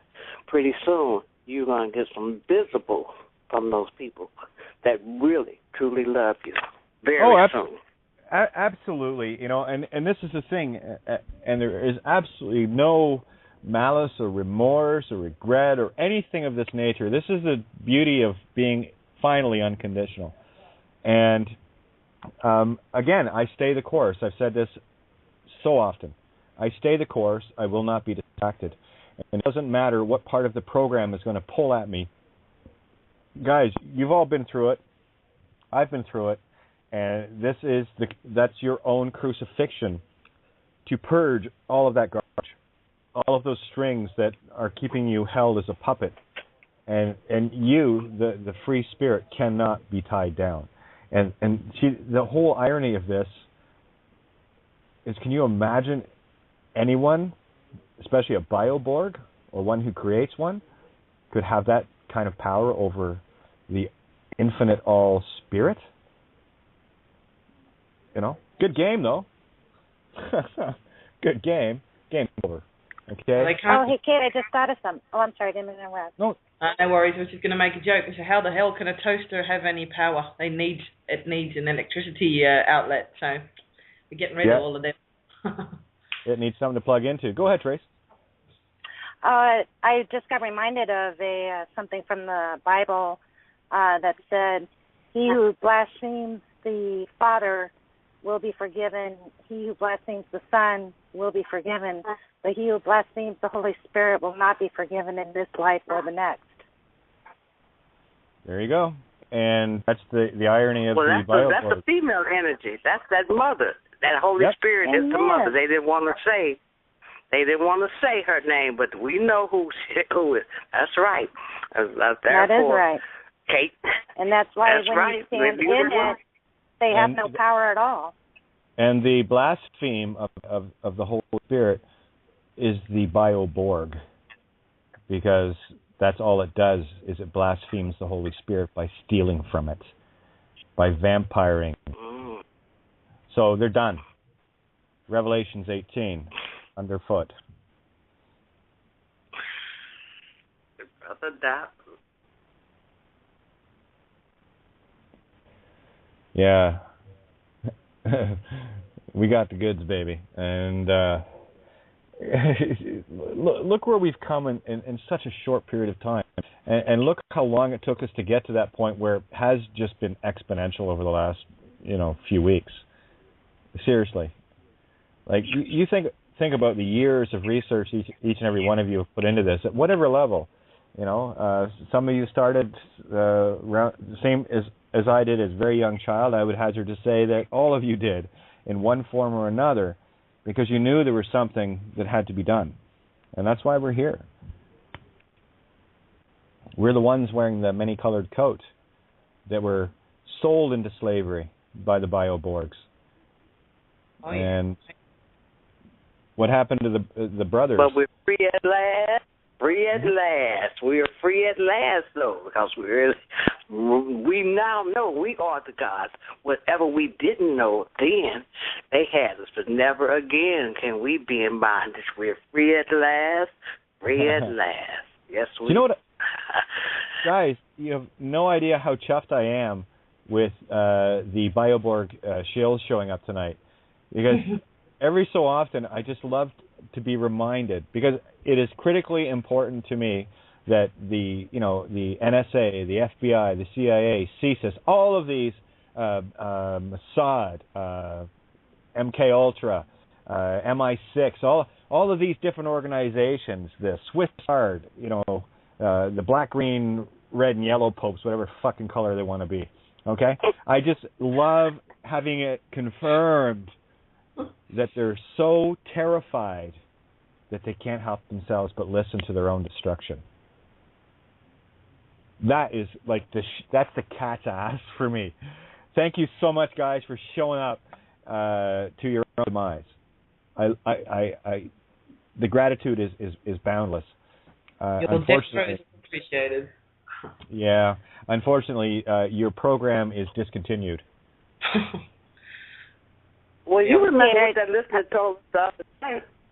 You remember he said that they started turning on each other. One of our family members had called the church, they started turning on each other. Yep. And they said that, we had this incident here in Washington, D.C., where this man died who was right across the street from the fire department, and he was having a heart attack, and none of the firemen would come out and help him. And when they did finally get him, they rushed him to the hospital, and he died. Well, then, they went straight to the chief, and they started dismissing people at the top of the line over an incident like that. But then they said when the family members was out showing his picture, you know how the radio, the television stations come, they said that man was sitting up there with a fez on his head. Now, was that a ritual or what? You know what I'm saying? We don't know if that, you know what I'm saying, Kate? We don't know what the situation. You know what just popped into my head there? I wonder how Mr. Rothschild's rectum is.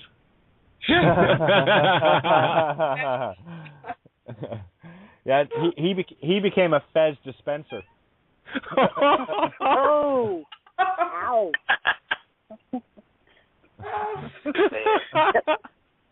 I love how you sugarcoat everything, Kate.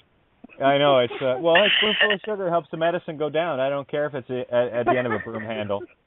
It'll taste sweet. May not feel good, but it'll taste sweet. How come all of a sudden I'm seeing Mickey Mouse coming out of someone's ass?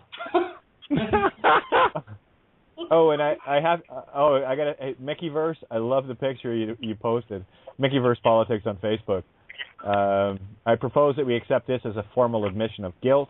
I'm also well aware that you know about this quote, but perhaps you may think it necessary to share this with people in your circles that don't know about it. The quote is from none other than David Rockefeller's book, Memoirs. Yeah, well, look at you. You want to talk about a fucking bioborg. Like, this guy is a fucking bioborg. Here we go. This is David Bioborg Rockefeller's, Rockefeller of the Hyscos line. So here's what he had to puke. Some even believe we are part of a secret cabal working against the best interests of the United States, characterizing my family and me as internationalists, and of conspiring with others around the world to build a more integrated global political and economic structure, one world, if you will. If that is the charge, I stand guilty, and I am proud of it. Well, yeah, I'll take your admission of guilt as a bioborg, and judging by the just your face and the evil contortions on it, I think your program's pretty much done anyway. Yeah, sorry, no more feeding on the spirits here, Jerkstain. Your program has run out. It is now deleted. Yeah. Have you seen what the inbreeding over the years has done to those families? There's not one of them is attractive. Not one of them. Oh, I totally agree. So it's guys, well done. Stay the course. I wanted to mention something. Go ahead. On the things like the NSA and the surveillance and all that. I worked in casinos, so I assume that cameras are on me. And also, I believe in the Akashic record. That's why truth is so important, that everything can be and is known to the people that have a spirit. So this NSA and stuff, I'm like, great. I don't even care. I love that they watch, just like you and the shills, because what they don't realize is because they monitor every single thing, that they're actually letting white T cells into their system to kill them. Yeah, Dumbass. but I know. Can you imagine being the poor fuckers that are sitting in an office? Can you imagine how many webcams they've seen of people sitting jerking off, and they've had to watch through every one of them? Come on. They love that, though. They love that, though. Can you imagine how many of the videos they've got? Oh, yeah. And may we all if be I'm going to use entertained. my imagination, I'm going to use it while I'm doing it to myself. I'm not going to use my imagination while somebody else is getting the sensation. If I'm using my imagination, I'm jacking myself off. Simple as that. Talk about And there's the jacking shit-eating grin again. Yeah, there's talk about jacking the beanstalk. You're either jacking the beanstalk or you're jacking off. One of the two, right? Left hand's Jack, right hand's Jill. Uh-huh. Unbelievable. Well, I think... So at the NSA, they let us, our true spirit in to their system as well by doing this. So that's part of eating the inside out as well. Well, that's the difference between a vampire. Okay, here's the two sides of vampire, the good and evil. So we get to be the ones infecting their bloodline, their blue bloodline. All right, so you have va, which means to go, m, divine feminine, pyre, which is the fire. Go to the divine feminine, fire, to create the ashes. You know, has anyone been following the Yellowstone Park allegory? Where when Yellowstone goes off, the volcano, it's going to cover the entirety of the United States, or us, the electric magnetic. The U is electric and S is feminine, right? With ash. And I'm thinking, bring it the fuck on. Because only out of the ashes will the phoenix rise. All right. You know what else is interesting about ash? The way you make lye, L-Y-E, is water and ash. Yep. So now Bring we it. get them. I'm just going to tell the Bioborg meat stick system shills and all of the other little organizations to, hey guys, kiss my ash. Because that's all ashes to ashes, dust to dust, right? I feel an essay coming on for the morning to really outline the Bioborg. I wonder how long it's going to take for that little word to enter the mainstream think. It's the only word I could think of that actually described what it was I was trying to say. I think it's a perfect word. I think it's done. Well, it has the BB. I figured out later. You know, you have the Christ consciousness, Christ consciousness, and there's the 1313, which is 26 letters of the alphabet. And I have to go back to Mike Unger. Beautiful post he sent me today. Oh, guys, I've got to tell you, the posts that get shared and either through emails or Facebook or Skype or whatever, they're beyond astonishing. Beyond astonishing. And it also brings up the Bob, the 13 and the 13 with the 0 in the middle. Bye, Bob. Yeah, exactly. That's a Christ consciousness into creation of the Christ consciousness. And Bob is your uncle. Get it? You're not culling. Bob is your uncle. Yeah? Oh, you're so funny. Oh, and by the way, and Fa-Ni is your aunt. Fa, the heart. Need in the Christ consciousness Capricorn. Fanny is your mind, aunt. So Bob is your uncle and Fanny is your aunt, and I just proved why. Oh, phonetically. Dave, can you break down a word for me? Sure. What is it? Daughter. Daughter or dafter? I don't know. You help me. No, well, laughter, daughter, dafter. The only thing that changes it, and look at both of those. Look at both of those words. They both have, as far as I'm concerned, hexed letters. Remember, the L is the upside down God, 7, right? Say, they, N, which is all creation, truth, mind. 7. That's what 7 translates to. But daughter, let's go. We'll use the traditional girl-child spelling, DAU, right? GHTER. So let me just pop this up on my screen. Mark, I'm going to use your Skype window for this one. DAUGHTER. So let's change that D to GPD is to the T. All right. So we have T space AU for gold. Right. Remove the hex and put the spirit in, so it's K. Oh, look, it becomes Talkter. Yay! Yeah, talk to her.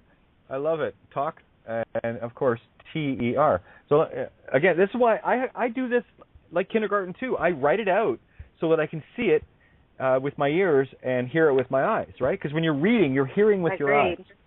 Okay, so I agree. Okay, so there. What do we have then? We have, and there's Tau from Taurus, the Taurus field. The Tau, Ka, spirit. The Taurus field of spirit in the law of truth. T, capital T. That's the X that marks the spot inside creation. E, which is consciousness. Spirit breath. R. So there you go. I've been wanting to ask you that for a long time. Thank you for taking the time to do that for me. That makes me so happy. Yeah, I probably have covered these in the past, but not to the degree with flipping the GPD for the KRT, right? Guys, I'm telling you, when you take the W out of things and put an O in, because the W makes the same shape, but the W pulls it in. The O pushes it out. So the as below is the W, which, by the way, does that sound like it's maybe a duality? Double intent? Double entendre? Okay, so... Right, W. And where it should be bull, or tuber, BRE, right? That's the Christ conscious breath into spirit breath into consciousness, BRE, right? Oh, see what I mean? It just goes absolutely nuts in my head. That's why I have to write these things out. You have no idea why. Well, that's why I write essays, because it's the only thing that slows my brain down enough. I write it out too. Hey, I want to tell you a quick story about W since you brought it up, because it actually is a story about my daughter. And I was teaching her the alphabet when she was very young, and we went A, and she'd repeat A, B, B. When we got to W, I go W, and she goes, double me? There you go. So here, and I'm like, yes, you're right. Okay, just to give you an example, let's take water, okay? Let's take the W out and pronounce the O. Now say water. It. Oh, water. Oh, water. Oh, water.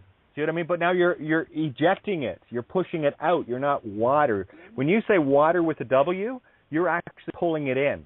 Oh, that's right. Because you have to suck in to say W. So what I'm looking in the energies, what I'm looking for is the ebb and flow, right? Because all creation is breathing in and breathing out. Now, breathe is simply Christ consciousness in the earth. You just kind of got to rearrange things a little bit. Be earth, breathe. Breath is be earth. Breathe is be earth consciousness. Breath is be earth. So when you're breathing, that is a pull in, and when it's a breath, it's a push out. So there's your ebb and flow in the same word, with consciousness added in one and removed in the other. So now you know, and I talked about this the other night, breathing, what was it, in through your mouth and out through your nose.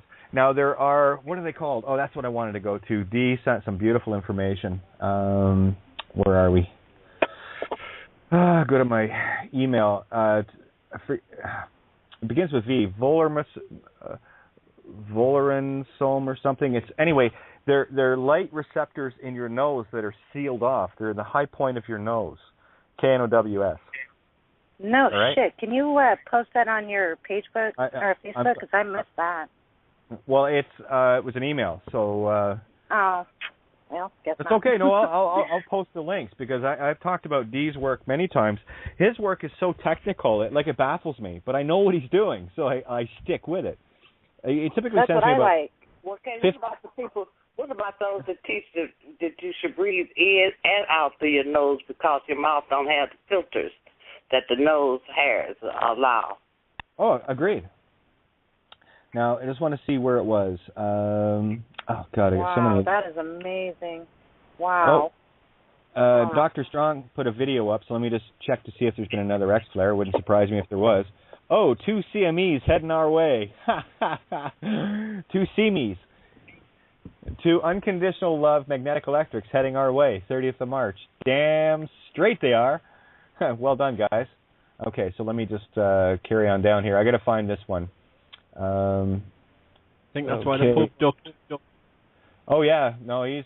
Oh, and to get back to what Tracy said regarding the fineries, the attire that the Pope was wearing, one, has no right to. That's a spiritual color. Right? So that is the meat stick bowing. Exactly. Finally. He was wearing many things that were not... That's why I found it very interesting. I don't know, it disturbed me. Not his kneeling, because of course he should, but what he was wearing and why. And that symbol on the Tyra scarf, it reminded me of, it had the 4 points and then it had, I think, fleur-de-lis on each point. And I was thinking maybe those are the seasons of the year, the 12, and then blocked off into 3 seasons each. That's my first impression, but I don't know what that really means. Well, have a look at the key rose symbol on the back of the Pope's vestiges in that shocking Pope does confession before the congregation. And if you look at the key rose symbol on the back, the P is so elongated. One, it looks like a feather. It's also a hieroglyph. And it also looks like a weapon, like a staff with a knife on the end of it. So again... and here's another one from D. Hiero, as in hieroglyphics or hierarchy. The word higher or hiero means holy or divine. Okay? So that's that. When Santos talked about that. Hiero means divine. Let me see. There was other things that he had related to it phonetically. Keep going here. I want to find this one. Oh, I put it in my... I know where I put it. I put it in my flagged. Here it is. It's right top of the list. It's the vomeronasal organ. And you see in there, you've got mirror, marrow, bone marrow. What is mara? That is Sanskrit for Satan. Bone mara. To mara. Right? So that's all been dispelled, though, so don't worry about it. I'd like to point these out just to remind people. What we have here is vomeronasal organ. And what it is, here, let me just get this open. Thanks, D. He does some incredible digging. But it's funny because he tunes into the show, and in his most brilliant of ways, like, he is an anagogic intellect. Like, it's incredible to watch. I want to read him. Oh, my. Any link you can... get me to read his stuff. That's what I love. Okay, well, here's an example of it. I just found, this is from Wikipedia, it's such an odd word, vomeronasal organ, or vomeronasal. Here's what he writes. I just found fodder, comestible food, read off, or root off, GPS function, guiding Santa lawyer, the all-alert GPS on all black box secret pipeline construction code system, hormones, endocrine glands give the commands and obeyances to the cells and shields. Get it? So I went looking for vomeronasal wiki and got this. And it comes up Van Sommer and Jerry. The accountant, the other half of the records kept at Salt Lot, Judiciary and Financial. You can't make this shit up, guys. Wow! Which of course were saved by the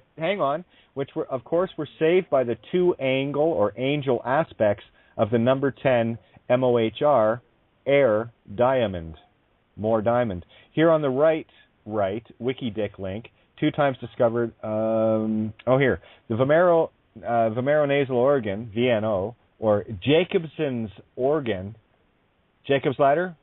Jacob's son organ is an now check this out. is an auxiliary olfactory sense organ that is found in many animals.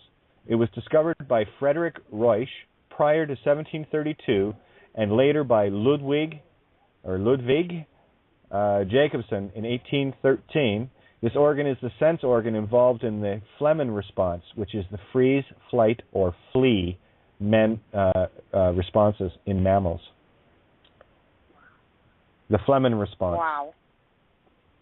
Now this is the kind of... I believe smell is the most important, poignant sense. Incredible. Well, that's the eye of Horus, okay? Which, when you look at the eye of Horus, because he actually did this in... Yeah, America's brains being fried. Yes, they are. This is your brain. This is your brain on undefended mines in the electromagnetic fields that they love to create, right? And it looks somewhat like an egg getting fried. Remember the drug commercials? This is your brain on drugs. Yeah, I remember that one. Oh my. Oh, and it just I have goes to mute on. out again because I'm just going to giggle my ass off. I'm going to mute out. I can connect them together there. Rotten eggs, farts, and the same gas that comes from volcanoes. We evolved to be able to smell that and run away. Yeah, methane, right? Or better yet, hang on. Methane, let's take the H and make it silent and go tane. Magnetic electric tane, which is a magnetic electric mirror. Tane is mirror. Go ahead, Bhindi. No, I was just thinking back to my cats, my two cats.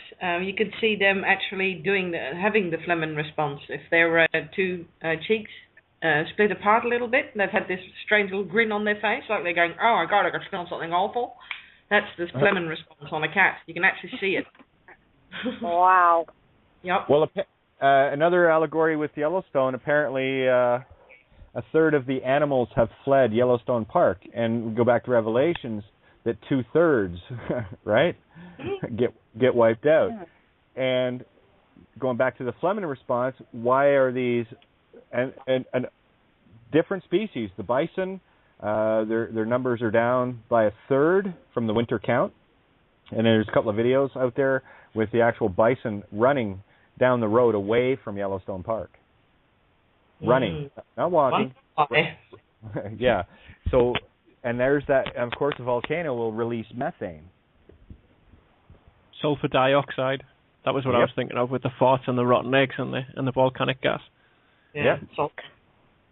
The fire is opening. and we have area code 704 in.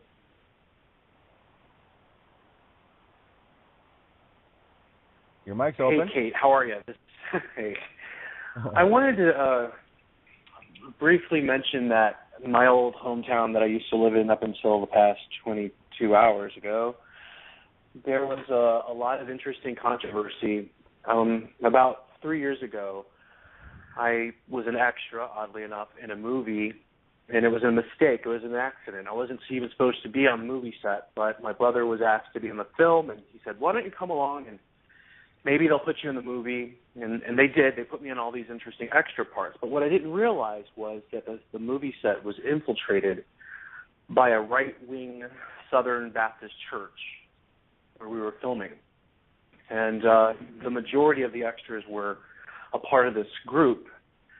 And for the past 3 years, I had been gang-stalked by this group of people, because of my outspoken attitudes towards religion and being an out gay person and not being really afraid of truth. And what I wanted to say is that had it not been for the FBI, none of this that's breaking in the old city I used to live in, none of this would have manifested. I mean, they were kind of keeping track of what was going on, and it's going to get worse. But and I'm not trying to defend the FBI. Oh no, I'm going to stand right along with you because there are good people in all of these organizations. Remember, there are spirits that have been duped. This is what I've been saying all along. I hold no animosity towards any living spiritual being. That's why I write the way I do, because it's not intended for anything other than something that doesn't have any remorse or compassion.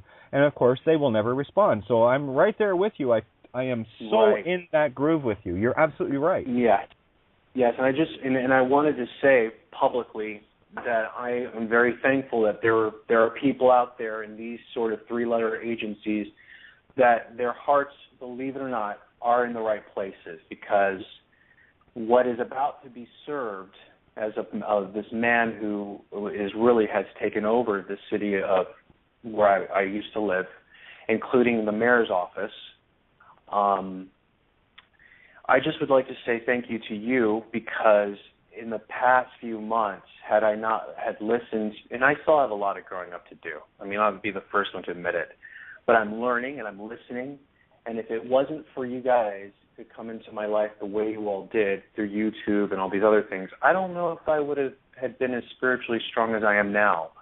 And if you don't believe that Kate has the ability to help us kind of find ourselves and be strong, please look at my story and use it as a litmus test, because had I not learned the phonics, and had I not learned, and it's interesting that you were talking about breathing through the mouth, out the nose. You had talked about that a few weeks ago, and I was sitting in my old place in the old city that I used to live in, and I was breathing in my mouth, out my nose. I was breathing in all this drama and gang stalking and all these other things I was experiencing in my mouth and breathing it out my nose. And it is crazy, but I just don't understand. I mean, this is a very deep kind of subject. I really don't want to get into too much about it, but I just wanted to say, the concept of breathing in, could you breathe in an intention of something that you don't want to experience anymore, and as you breathe it out your nose, it sort of does a reversal in a way? I'm still kind of trying to figure all that out. Well, here, it's really easy. I'm so glad you brought this up. When you're breathing in through your mouth, what you're doing is you're bringing in all of the shit from this visible reality into your toroidal creation field. And what you're doing with your intent, this is why you've got to get it straight in the heart. This is where you source it from.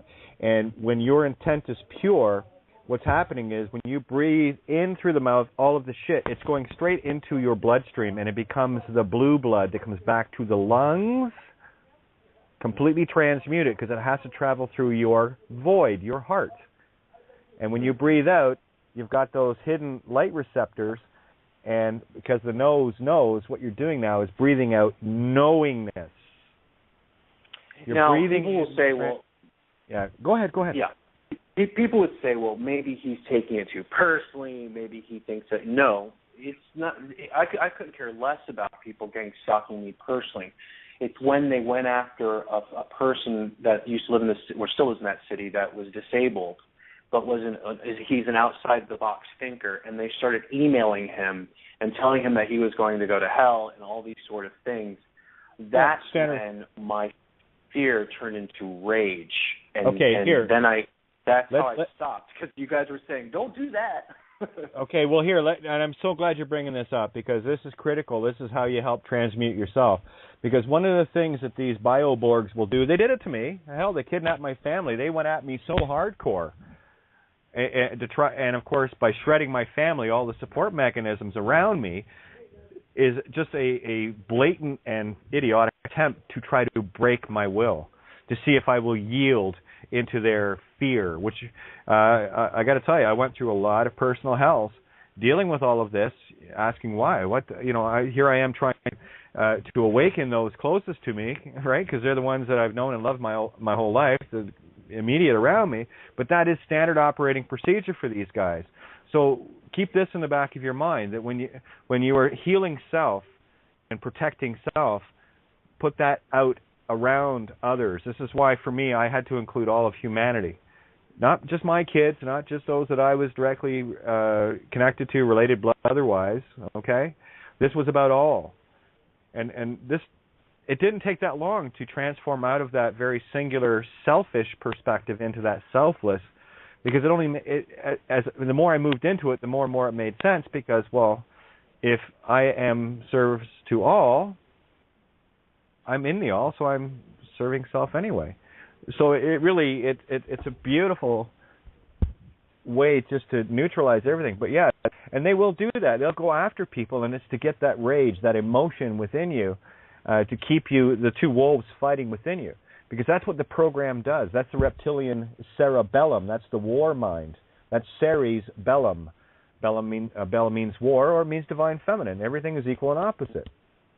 Okay, so that's standard. And in defense of just, I'm not mentioning any names, and I'm trying to keep it off, kind of off the record. Not all religions are bad. And from my perspective, it's the ones that use a Jim Jones cult-like mentality to lure in the young, innocent children that aren't old enough, as old as I am, like I'm 41. They're not old enough to realize, because I grew up in the South. I grew up in a Southern Baptist type of situation, and even as a child, I hated it because I saw how they treated my mother and just how they treated other people. And I guess I kind of grew up with this kind of not a hatred towards religion per se, but a misunderstanding of people who put themselves in those positions to preach, and they try to preach things that are not of the Bible. How beautiful it would be if somebody like Bill Donahue or Santos Bonacci or even a Kate of Gaia would be in some of these kind of churches to come and prophesize, or not prophesize, but to be like an apostle. I've said it before, to do that, because that would help so many young people growing up. But the beautiful thing about Blog Talk Radio, and it does have some beautiful things, is that it has the ability to reach so many people, and whoever puts your videos up on YouTube, think about if I was saved in that sort of way, think about how many people are being saved daily. And that's why I appreciate it, Kate, and I appreciate everybody here. Thank you very much. And I mean that from the bottom of my heart. I really do. Hey, we do this together. Now, we have 5 minutes to roll over. I'll roll over for a little bit tonight, guys. But if you want to call in, it's 661-467-2401. And, of course, you can Skype in through Blog Talk. Just hit the Skype button. You might have to refresh the page you're listening on. You got just under 5 minutes to do that. Once on the board, you can hit 1 to jump in the call here on your phone, or open the dial pad on Skype and hit 1 there on the show dial pad. That being said, great big thank you to Paul Giovanni and the crew at criticalmassradio.co.uk, Ninja, Rob Freeman, Moth, Chris, Mark, Mike, everybody that is doing their bit to bring this all this truth to light. And again, thanks to all you guys. Again, you're not listeners and you're certainly not callers, okay? What you are is just infinite points of you changing the world. And we're over 1 million strong here. And to get back to what you were saying regarding religion, I'm just going to be right blunt with it. Anything that is attached to religion per se is pure evil, because it comes from regulare, which is the bands of Orion, which means to bind. So, they use the truth in these religions to bind you. They sell it in a literal sense, and that's what keeps people. You see, here's the irony of all of these churches, mosques, and synagogues, and whatever. You've got a lot of very well-meaning spiritual people that really are looking for that spiritual answer. And, of course, they're the children that Jesus talked about, Muhammad, all of the teachers talked about, that suffer unto me the little children.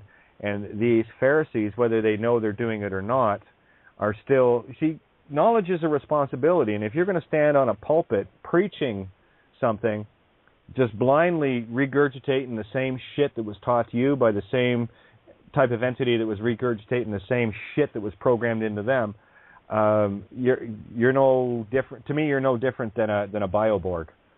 I hate to say that, but if you are not standing in truth, then by definition you are standing in lies. So, and that's not to make less of. See, that's the trouble with that word, because it has such a stigma attached to it. So I remove the stigma.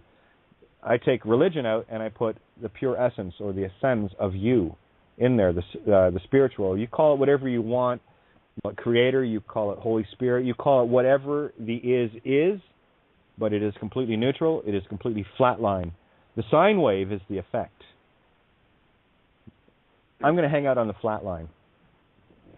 That's where creation is. That's the cause. And yeah, hey, listen, I went through growing up, went to a Baptist church with my parents, of course, good Protestants indeed, right? Went through Presbyterian, went through Pentecostal, I looked at so many different things because there was such an aching within me. You know, I've studied so many different things, be it in aspects of Muslim or Judaism or Vedic, Scientology. It didn't matter to me. I looked at everything because contained within everything is the lie and the truth at the same time in a singularity, and the phonics has proven this.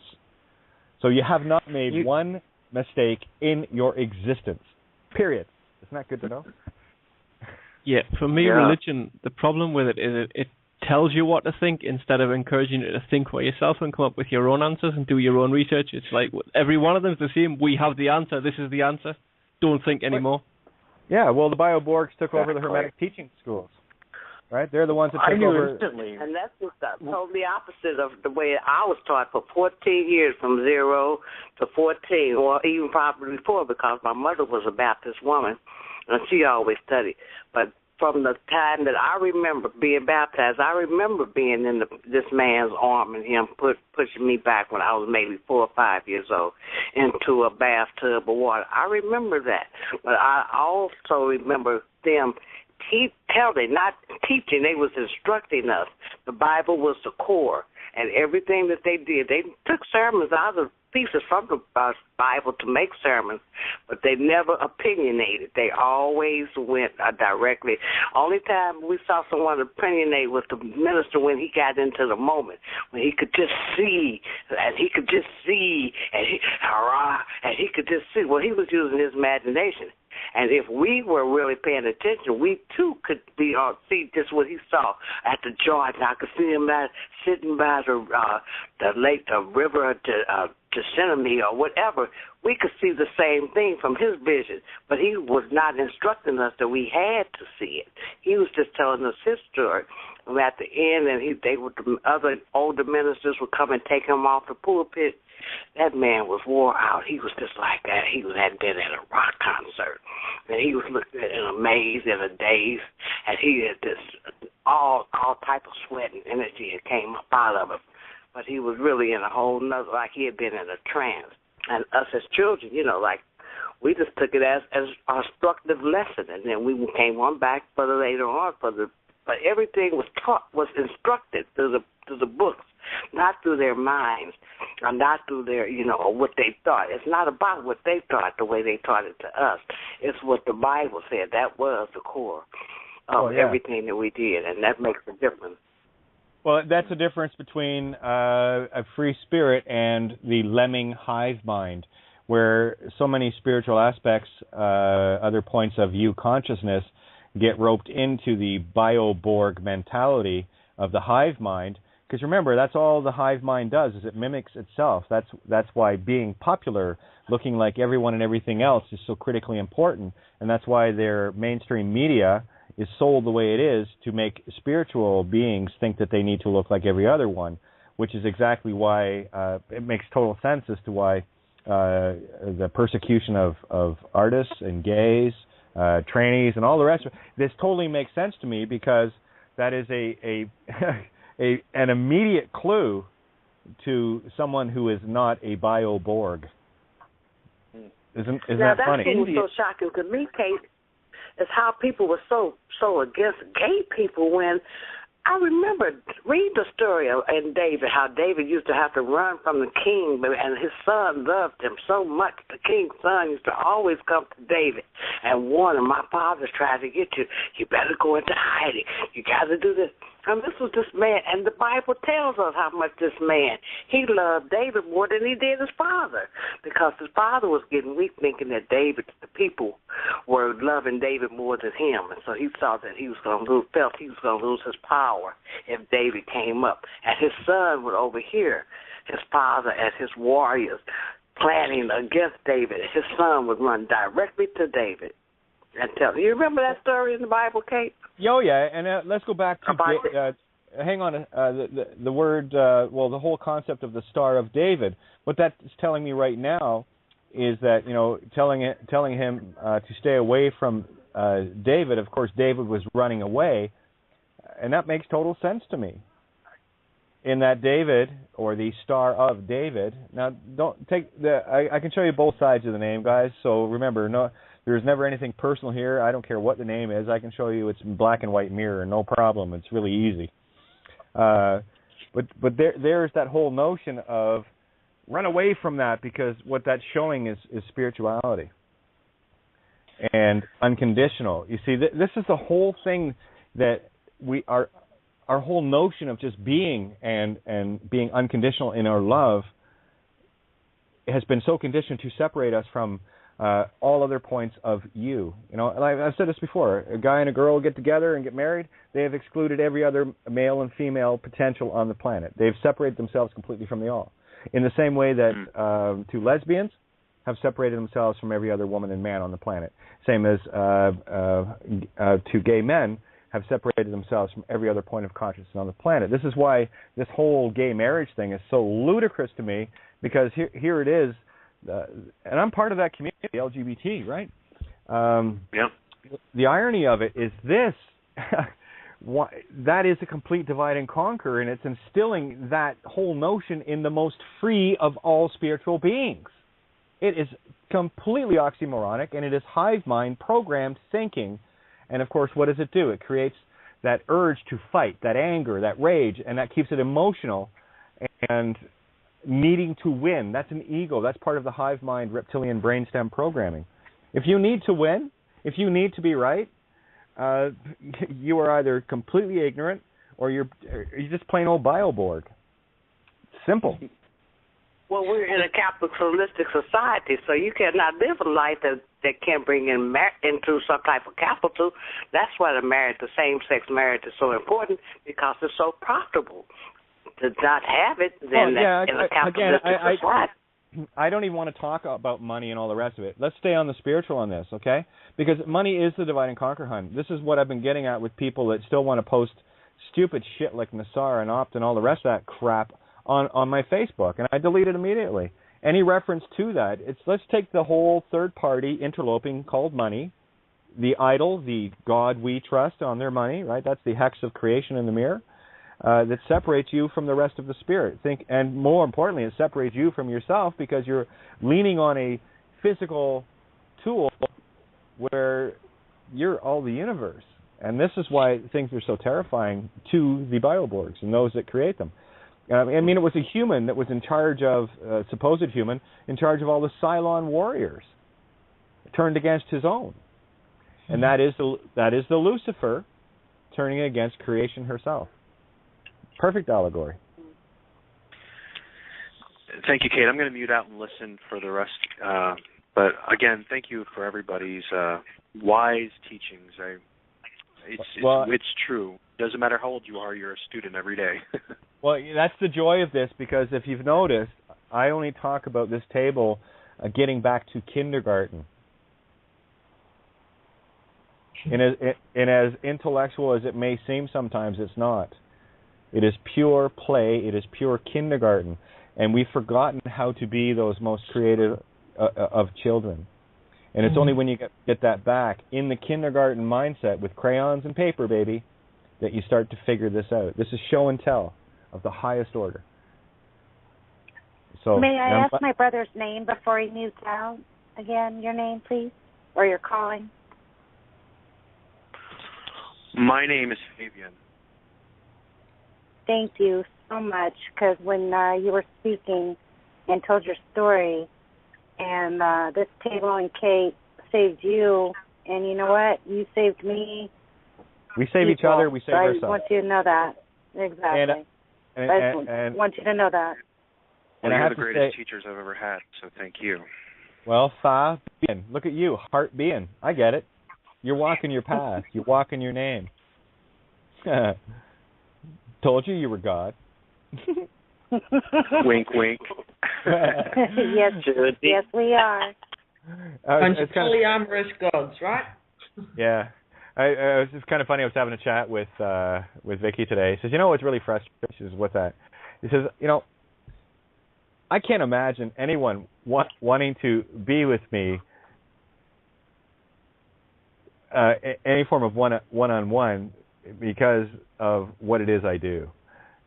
And we had a good laugh about it. It was quite funny, right?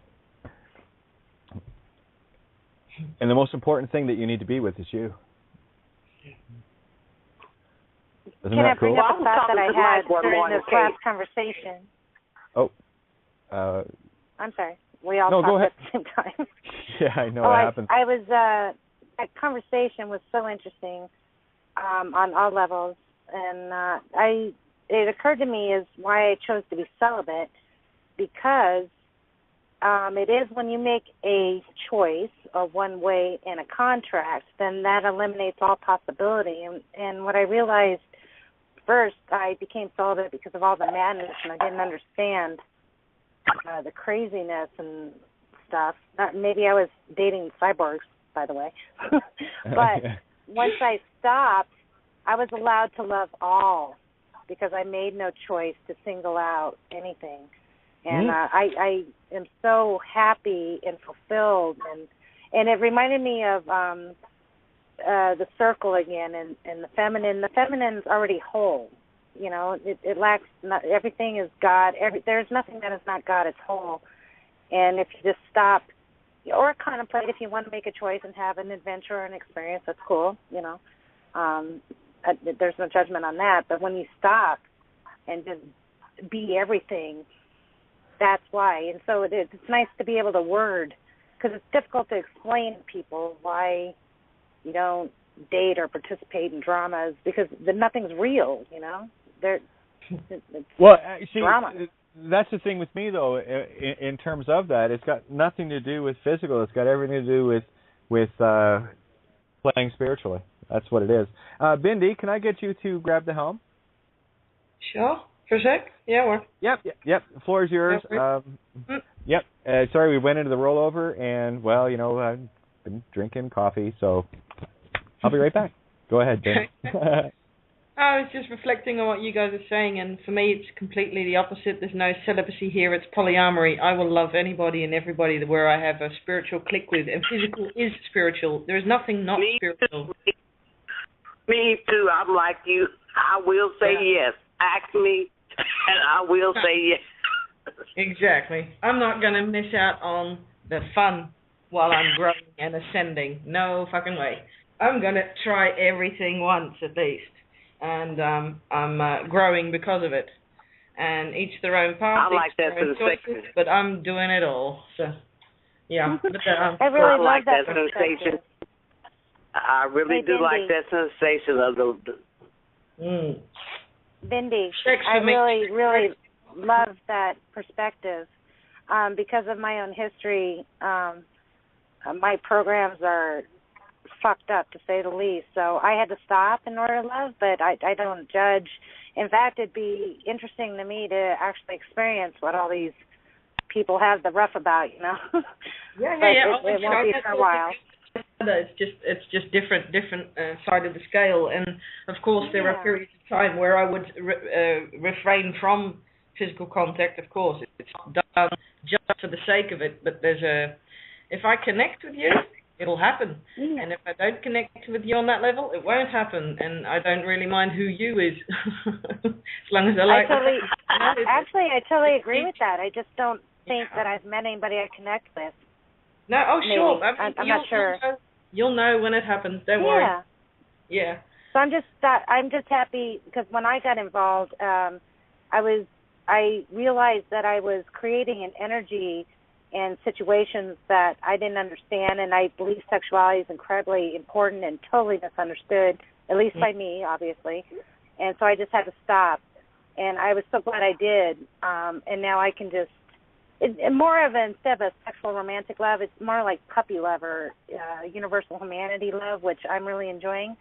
And again, because of my past, maybe intimate love is too scary for me, or whatever it is. But maybe someday I'll get to experience it before I leave this planet, and I hear it's an awesome experience. Hey, they say dessert's the best, right? So don't worry. That's what they say. Yeah. You'll get your dessert. Yay. Yeah. Anyway, I respect you very much. Research Tantra. I mean, Tantra is not about sex, it's about being in communion with life, and then The sex part flows into it. It's not as much hard work as what it otherwise would be. Well, maybe it's hard to find a highly conscious being to share that experience with here in America, especially Colorado. Yeah, maybe that's it. I don't know. Yeah, but you can have the experience with yourself first. That might be the safest place to start. I think that's good advice. Yeah. I should practice. Yeah. But I'm not really good at that either, but I can keep trying. No, trying's permission to fail. I'll do it. Yeah, and relax into it. Tantra's also it's if you're connected to everything, you're already tantric, and the rest is exactly gymnastics, right? Is it odd that I already feel that my experience is sexual? I mean, that's what it is? No, not at all. I mean, what is sacred sex? It is connectedness with everything. Yeah, and it's an energy flow. And it doesn't have to be through the genitalia, You can be all kinds of ways in and out. Yep. Well, thanks for being my girlfriend and let me ask questions about this. Oh, sure, no worries. Hey. Guys, that's what this table's all about. There are no holes barred here. This is, and again, thank you to the shill that said no holes barred. That shows that they're actually reading the headers and everything. Thank you for confirming everything that we need to know. But that's what this was all about. It's about sitting down. That was for me how the riddle of the Sphinx was solved, right? Tying it together to the Sphinxter, right? Stir, divine feminine, sphincter, yeah. And, of course, where is Uranus? Your anus is between Scorpio and Sagittarius, right? So that's the as above Uranus or the as below Uranus, right? Now look at the name of Ireland, Erin. Erinus. That's the air N. I am the air. Erinus. It's all right there. Yep. It's so funny. Stick your bum in the air and you've got air in Uranus. Yep. There you go. It's all right here. Well, see, and that's exactly why, priests and rabbis and imams and what have you in every religious culture loves to rape little boys, the only way they can, and, of course, on occasion, little girls. And that's because whether you go in through the front door or the back door, you were still inseminating the Virgo, the virgin womb. So what do you think they're creating in that form of evil against a male child? Right? So they're doing the reverse version of what they are. Exactly. And it programming an entity into a bioboard instead of a bioboard on its own. Mm-hmm. Which is probably the worst place to be. If you came here with a full soul working and somebody got hold of you that young and turned you into a bioboard, that will try reversing that one. And a little note from... Or they tried. Here was a note in from Tone. Thank you, Tony. He spells it Tone. Perfect. I love it. Tuni, which is... there, it's right there. Tuni or Tunai. Right? Anyway, when you go to the knee, it's the allegory of the Christ, bowing to the Christ, the divine feminine within. The headline, again, is from thewire.com. In another groundbreaking act, Pope Francis confesses his sins in public. And Tone's take on it was this. Pope confesses in public equals Pope, the opposer's representative, agent, asks public for forgiveness of his devious ways. Sorry, you can't forgive a program, you just kind of delete it. Anyway, groundbreaking act equals getting prepared to put the foundation of a new construction in place. That's what we're doing. We're already putting our constructs, our heart constructs, not our mental constructs, in place. And it is tearing their house of cards down. Well, they built it on the sand. Okay? But so great take on it, Tony. This is... Yeah, I keep saying it. You can't make that shit up because, we already did. We're just figuring out what we already made up, and that's all we're doing here. But if you're kneeling down, what are you kneeling? Your cappies, right? Yep, Capricorn. Yep. So you're kneeling to the The Christ consciousness. I mean, that's the difference between if you go using the contrast of the Taurus and Scorpio, and we all have all of these parts in us. So, this is why I say to people, don't take your sign personally, because that's only your game piece. If you haven't figured out that yet, then you're going to have a hell of a time trying to figure out the other 11, so you can get to the 13th warrior of Fucus. Okay, so all your sign is a clue to your yellow brick road. No sign is greater than any other, because as far as I know, you all have lungs, right? Oh, that would make you a Gemini. You all got feet? Well, that makes you all Pisces. You all got kneecaps? Well, that makes you Christ consciousness. Okay? And it doesn't matter whether the limbs are there or not. It's the concept, people. Okay? Because whether they're there physically, they are there spiritually. Anyway, it doesn't matter. And what that is allegorizing is, when you're kneeling to the Christ consciousness, that's saying that you experience or you don't experience. And when you're experiencing something, it's unconditional. It's just an experience. After that, you can choose to experience it again or not. Whereas with the Scorpio and the Taurus aspects of us, the I have and I want have conditions on them. I want this and I have that. So when you remove those conditions from those parts of the program, put in the heaven side of it, that's just why for me it was I have not, which I don't cut stuff in half, Taurus, and I want not, which means I don't need, I'm not in want of that. I choose to need myself. And at that point, I just choose the experience, and that's where the Capricorn comes in. And of course, if you have kneecaps, well, you all have the Christ consciousness. Remember, the human body is the temple for the entirety of the universe in a fractal. It's a macrocosm game. I can show you in the whole solar system the entirety of the human body. It works as above, so below, and it connects together so perfectly. This is, I got to tell you, I've lost count of how many times I'm sitting there in complete disbelief of how obvious something was, and I really have to look at it long enough to go, well, holy shit. Why didn't I believe? Oh, then you know. Yeah. Then you just know. How did I miss that? Yeah. Oh, that's right. I'm a blonde Irish Gemini dragon bimbo bitch. I love it. Okay, can I ask a question? You just did. Ask another one. Thank you.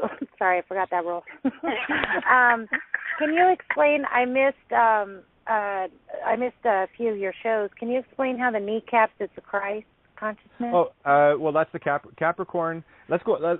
Thank you. Let's go up the whole body just so people see what's going on here, right? And remember, the Pisces can also be the Aries. That's the god of war, Ares, to the ram, Aries, or Ari eyes. That's the high priest eyes, or Res, which is basically a meat stick, Aries. Okay, so let's start at the feet and work our way up. The feet are Pisces. The shins are Aquarius, the calves and the shins. And that's calling truth, by the way. Ka, or call ve, or the spirit of truth, ka ve. That's why Aquarius is all about I know. Because you do. You just forgot. You got stuck in that whole belief thing. All right, so then we go to the kneecaps, which is ruled by Capricorn, which, of course, is the December 25th, falls in there, and that's your 3 days in the tomb, your winter solstice, and then the sun is reborn. So that is the Christ consciousness, and Capricorn rules the bones, the structure of it all, okay? And then we move to Sagittarius, which is the thighs, Scorpio, which is the reproductive organs, then Libra, which are the kidneys. Of course, that's your internal physician that heals your entire universe. That is your inner Uranus, you're in us. And then you go to the Virgo, which, male or female, everyone has this. Virgo womb. That's the Sphinx, right? That's the Virgo and the Leo. So Virgo is the womb of creation, and Leo, which rules the heart, go figure, it comes next, is the heart intent. And then, of course, Cancer, the highest point of the zodiac is Gemini Cancer, and that rules the breast, the milk of life, in conjunction with the breath of life, Gemini.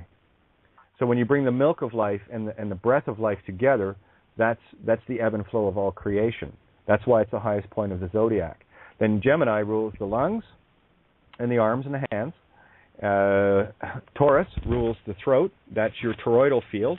If you look at the Pleiades, you'll see Atlas. It's the shape of a human skull, by the way, where all the 7 sisters are.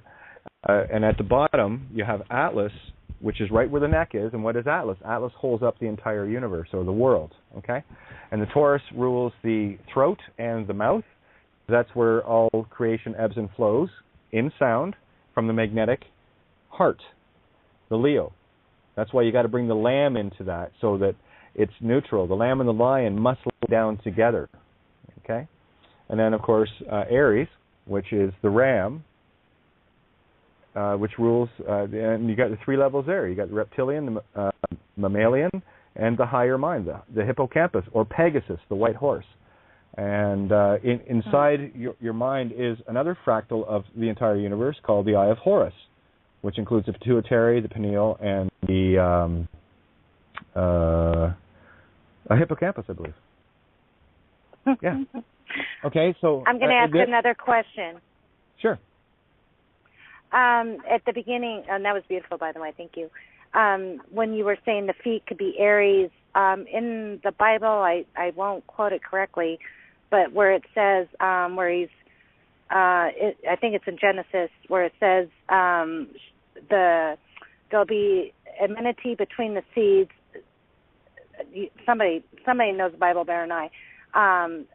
Thy shall bruise thy heel, and they will bruise my head. Something like that. Yeah, that's you're talking Adam and Eve story. Yes, that's doing Adam and Eve. Well, yeah. Yes, correct. Bruising the heel is the Achilles heel. Okay. When you look at the zodiac, you have. Right, where it's bent from the head to the feet. Oh, okay. No, look at Orion and Ophiuchus. Okay. In the term of Orion, he's carrying a club, and he's got 2 fish chained to his ankle. Right. So that's the bruised heel, and just like the Ophiuchus, which is the mirror of Orion. Doing the same sort of thing, except he's not holding a club. He's got the serpent by the tail, and his foot is on the head of the serpent. So in one, you are controlling your mind, your heart, and keeping the serpent at bay, where the other is the Orion heel is getting damaged, and of course, carrying a club makes you the hunter. And the only thing in folklore that Orion was interested in doing was shagging the ass off the 7 sisters. I'm so with you, and then you make me giggle. Thank well, you. Thank you. Again, I'm still going to listen to this recording again. Tracy, you know what? Here's the merging of. You could be as intellectual as all get out all day long and make all sorts of beautiful statements and everything else, but if it's not real and said in a real way, like I'm of the common man, come on with my man. I'm of you, so I speak of you from me. And that's why you make me giggle. Yeah, well, it sinks in better when you see the joke. You get it. No one's going to fool you with that joke again. How many times has somebody started telling you a joke? Oh, fuck, I've already heard that one. Oh, fuck, I heard that one. Oh, I haven't heard that one. Because you're interested, and that's exactly what this table is I'm effectively telling you cosmic jokes. And when you get it... Well, my spirit's getting it before my mind does. My spirit is the one giggling. My mind... That's exactly where the ego cannot hear me, the spirit always will. Yes. Thank you so much. That was great. Here's her quote. She was in Genesis, the 2nd chapter, 15th verse. That's when the devil was talking, when God was talking to Eve about the devil, and it says that I will put enmity between you and the woman, and between your seed and her seed.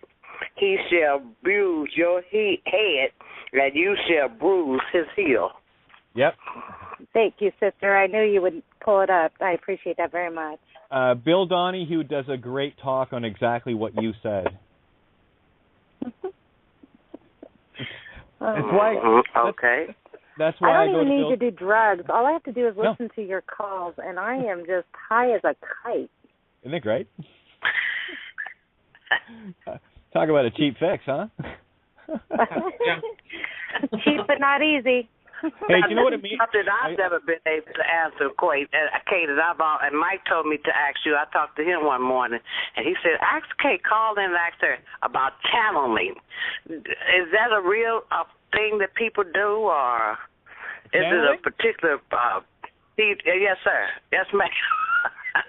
Yes, ma'am, sir. Yes, it. I'm Yeah, sorry. I get it. It's all like, don't worry about it. You can't offend me. Get over it. Try. Go ahead. Knock yourself out. Channeling. Okay, let's take some of this. Yeah, let's take some of this new cager talk out of it, because effectively, what channeling can be one of two things. It can be someone's reptilian and brain is so weak that carrier waves can literally get programmed into it, and that's why I refer to what I do as downloading. It's pure. I'm not. I have no interest in channeling anything but me.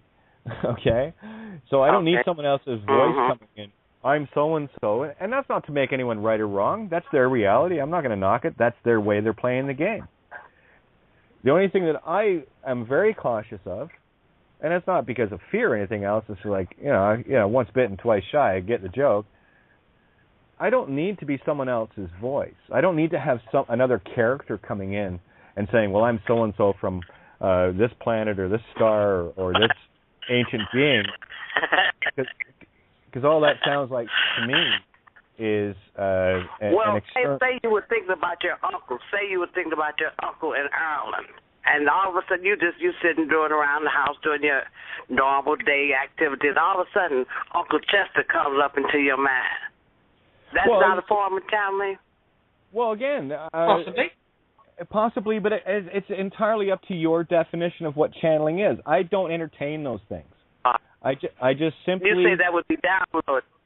I wouldn't say it's good or bad. I mean, again, it depends on your experience, and I'm not going to judge anyone's experience. No, I mean you're saying that if a thought came to you like Uncle Chester in the middle of the day and you had nothing and something just brought him to you, you would be downloading that thought, not channeling it, but you would be downloading.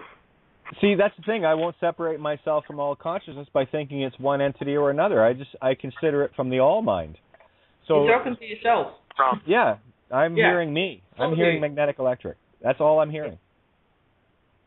Okay. So I'm really, all right.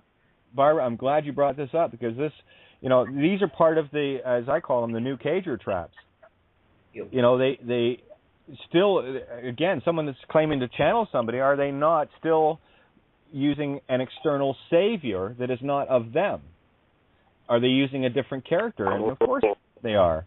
So that to me is just another preacher standing up talking about some gray-haired, penis-bearing wanker in the sky that likes to murder his own kid. It's the same. It's the same thing to me. Yeah. All right. If you call it Jehovah Josh or Uncle Chester, it's all the same voice, and it's in your head. Yeah, I'm a surrealist. Yeah. Keep it simple. Yeah, people are realists. Me, I'm a surrealist. Yeah. Well, I think I explained this today to someone else. I think I was talking to Lambertus about this today. That it doesn't really matter what label you put on it. It's usually used. Sometimes it's like externalizing the ego. What we've done for a long time. Calling Fluffy and Xena and placing it outside yourself. I think a lot of channeling and guides and whatever is the same thing, but not necessarily ego. It can also be the more spiritual or enlightened parts of ourselves that we somehow subconsciously place outside ourselves to get to know it, maybe. Mm-hmm. And once you're done with that, it internalizes again and doesn't have a name or a label or a shape anymore. It's just part of you. I've had that experience with something. I used to have two guides, Uriel and Amethyst. I just gave them names just because it was easier to talk to something other than myself. And I think that is why creation has created so much of myself, because I want contrast, right? So guides, angels, whatever you want to call them, it's just contrast. And again, you're absolutely right. The ego, why I have separated it from me, the true me, is because I know the ego is the program. It's the no-go. It's the consciousness hex of creation, EGO. So now we make it the echo. So now you're hearing your own voice again, echoing, which is the consciousness of spirit in creation. So the ego becomes the echo, right? What do you think they use economic? What is nom? Nomic. Nomination. What is your denomination? Right? We got some noise in the background, guys. It's really loud in my headphones. These are only $10 headphones. but they're really good. It kind of brings up the question of where does thoughts come from to begin with. I mean, whether it's all mind. So whether it's a entity or a... That's the genomic, hun. I can save you a whole lot. I know where you're going. That's the genome, right? What is a gnome? That's a genome. It's something you put in your yard. It's lifeless. Okay. Dwarf. That's the hex. That's the hex of the not me, or the no me, the not applicable me. Your mic's fine, by the way, Kate. Just last night when you first started using it, it was a little bit too far away from your mouth, but it's fine now. Okay, yeah. Well, it's really the mic is actually on the wire, so it's hanging down. That's why I was asking. I mean, it's a pretty basic little headset. It cost me $10, and well, yeah, you know, come on. It's like because I go through these all the time, and me too. Know, so. You get up and forget you've got them on, go to the toilet or to make a brew, and you yank the wire a little bit more, and a little bit more, and then eventually just one of the earphones goes off, and there's no sound, and you're like, shit. Well, I've got to be really careful, because typically at the end of the day, when I'm taking the headphones off, I have to make sure that they haven't grown roots into my ear canal. You know? Now look at the word canal, ear canal. That's the ea-ro. That's the yang yin spirit breath. Unconditional anal, or ana, l. So I would call it the ear canar. Move it from the upside down God left, right angle, ra, and flip it into the spirit breath, ro. Right? Makes a whole lot more sense. It's amazing how this works. By the way, I got this email in from, well, he sent me a ton already. Again, this is D. He had asked me about the Wikipedia link to King Means, so I sent him the link, and he wrote this back. These are the breaths that I have been half dream, half wake, dissolving all night and day until almost this moment to beget exactly where the distill point is. N is the neutral field reference. This guy's like heavy physics science. It's just amazing what he does. Anyway, N is the neutral field reference that had become the true zero-sum field or moment marker when perception sentience became reflected outside of the androgynous, divine, infinite, and unlimited potential. If you can picture Pole Star, True North Navigation reference point, as this circular buffered, fixed in, and sealed off point, then you can see the sides split as if they were legs opening one side, becoming the AM 1 to 13, masculine True North reference point, partner, and the 1426, feminine, the True North reference bearing partner. So you're not going to get to, and that's my life path, by the way, 5, so there's 14, to the 26, feminine. You're not going to get to the 5, the divine feminine, until you find Ophiuchus, which is the third. And you've got to be Hercules, you've got to be Samson, you've got to be Jesus, you've got to be Muhammad, you've got to be Ophiuchus in order to rise above this world.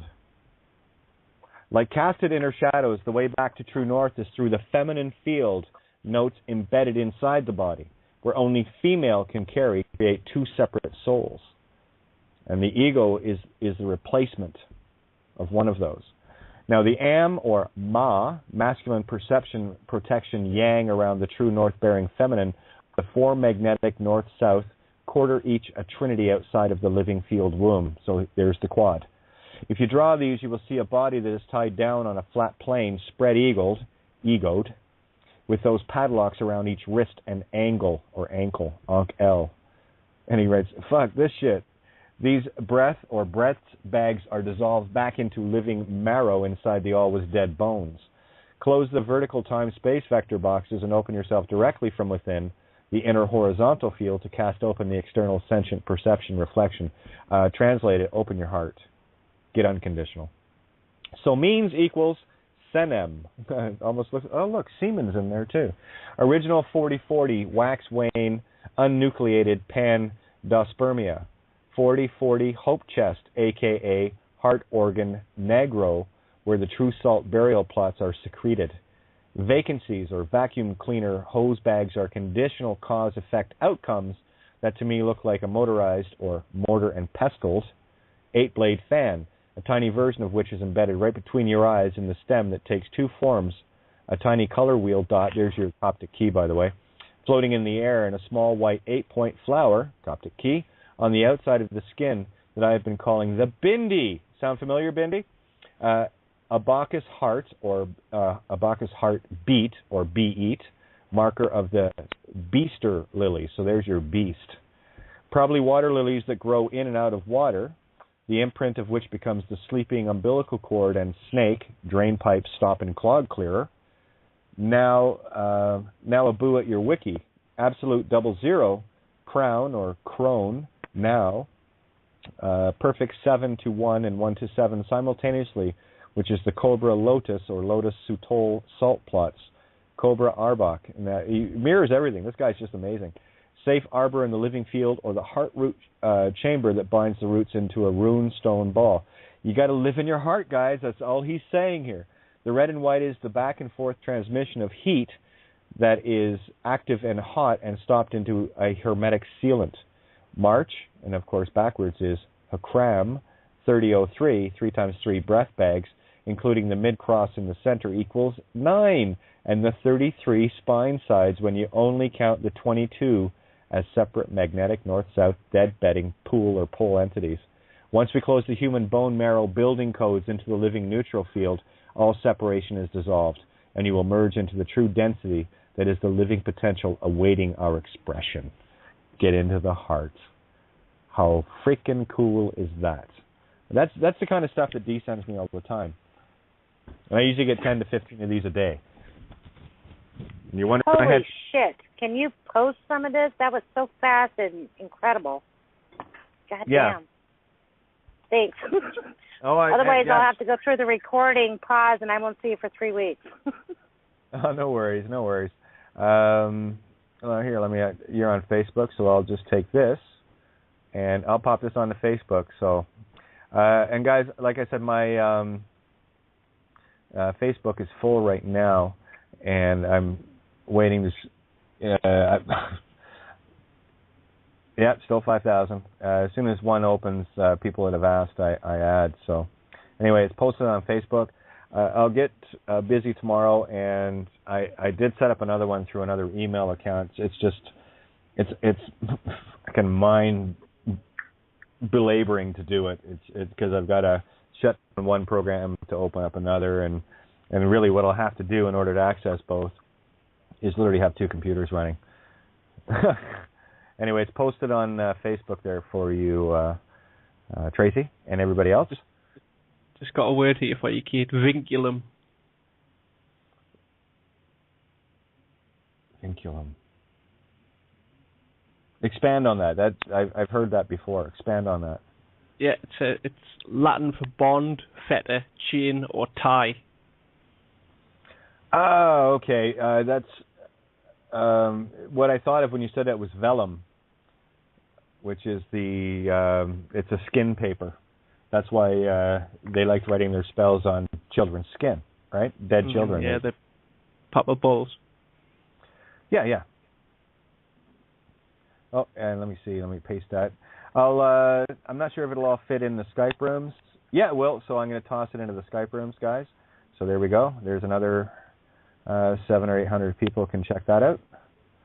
And the green room. There we go. So it's shared in all the rooms, and I shared it with you as well, Mark, directly. And there we go. How's that for fun? Anyway, there you go. Ask and you shall receive. You're a rock star. Well, I tell you what. You know what? You know how many times I've talked to so many, so that I'd love to have a girls' night out, and I've had so many promise, and not fucking once has it happened.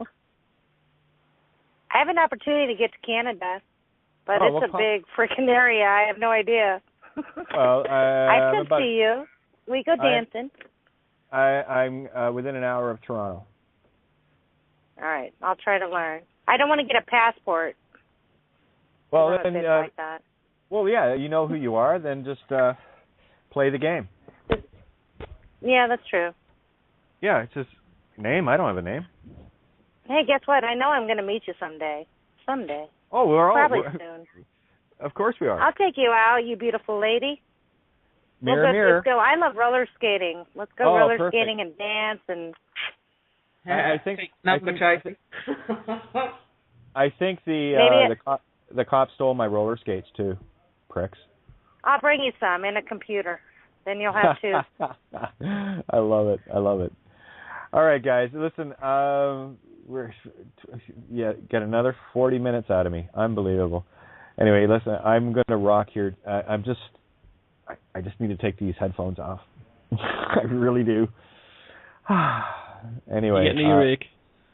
Well, yeah, it's I use Q-tips on occasion to make sure my ears are clear, and the last few weeks it's my ears are so sensitive now that it doesn't hurt or anything, but and of course I don't ram the damn things in. It's just to make sure there's nothing there. But drop some pee in there, lad.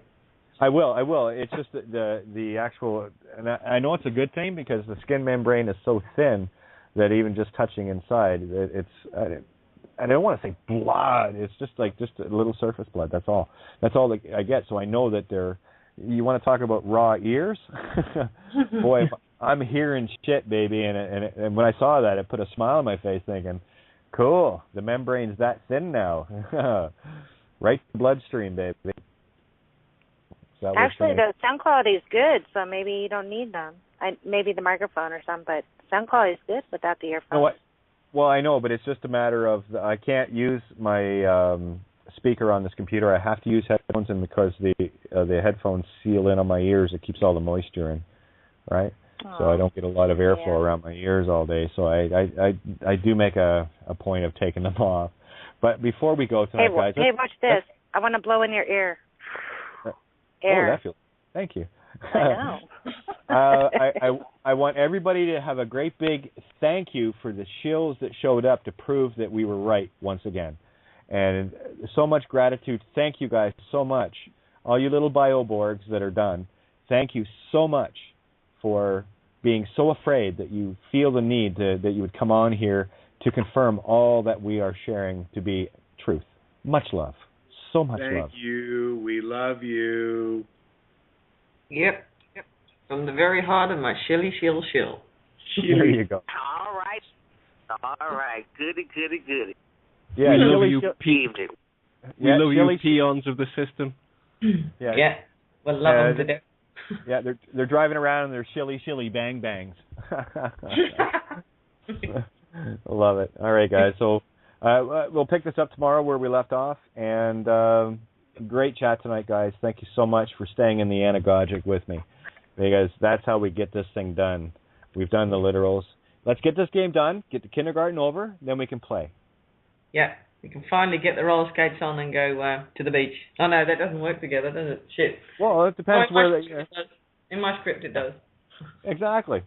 Just float across the sand. Exactly. Yeah. Okay, guys. So much love to everybody, and we'll catch you guys tomorrow night. Take care, and don't forget tomorrow morning. Mike's on the air tomorrow morning at I would assume 11 p.m. to 1 p.m. Eastern Standard. I'm not sure. I'll know better once I check online. So, but anyway, he's there in the morning, and then of course I'm back tomorrow night with you guys as well. Okay, so much love everybody, and thank you for being the awesome points of beautiful you that you are, that I always knew you were, and I love telling you that you were right all along. So we'll catch you guys tomorrow night. Much love. Good night, folks. All right. Good night, Kate. Good night. You're listening to Kate of Gaia. Good night, all. On Critical Mass Radio. The game is up. Now, it's our turn.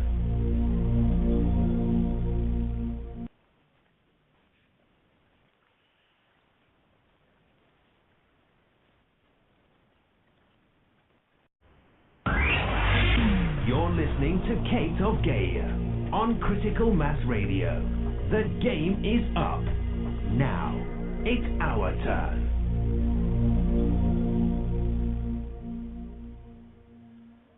And there you are. There we are. There I am. There you am. I love it.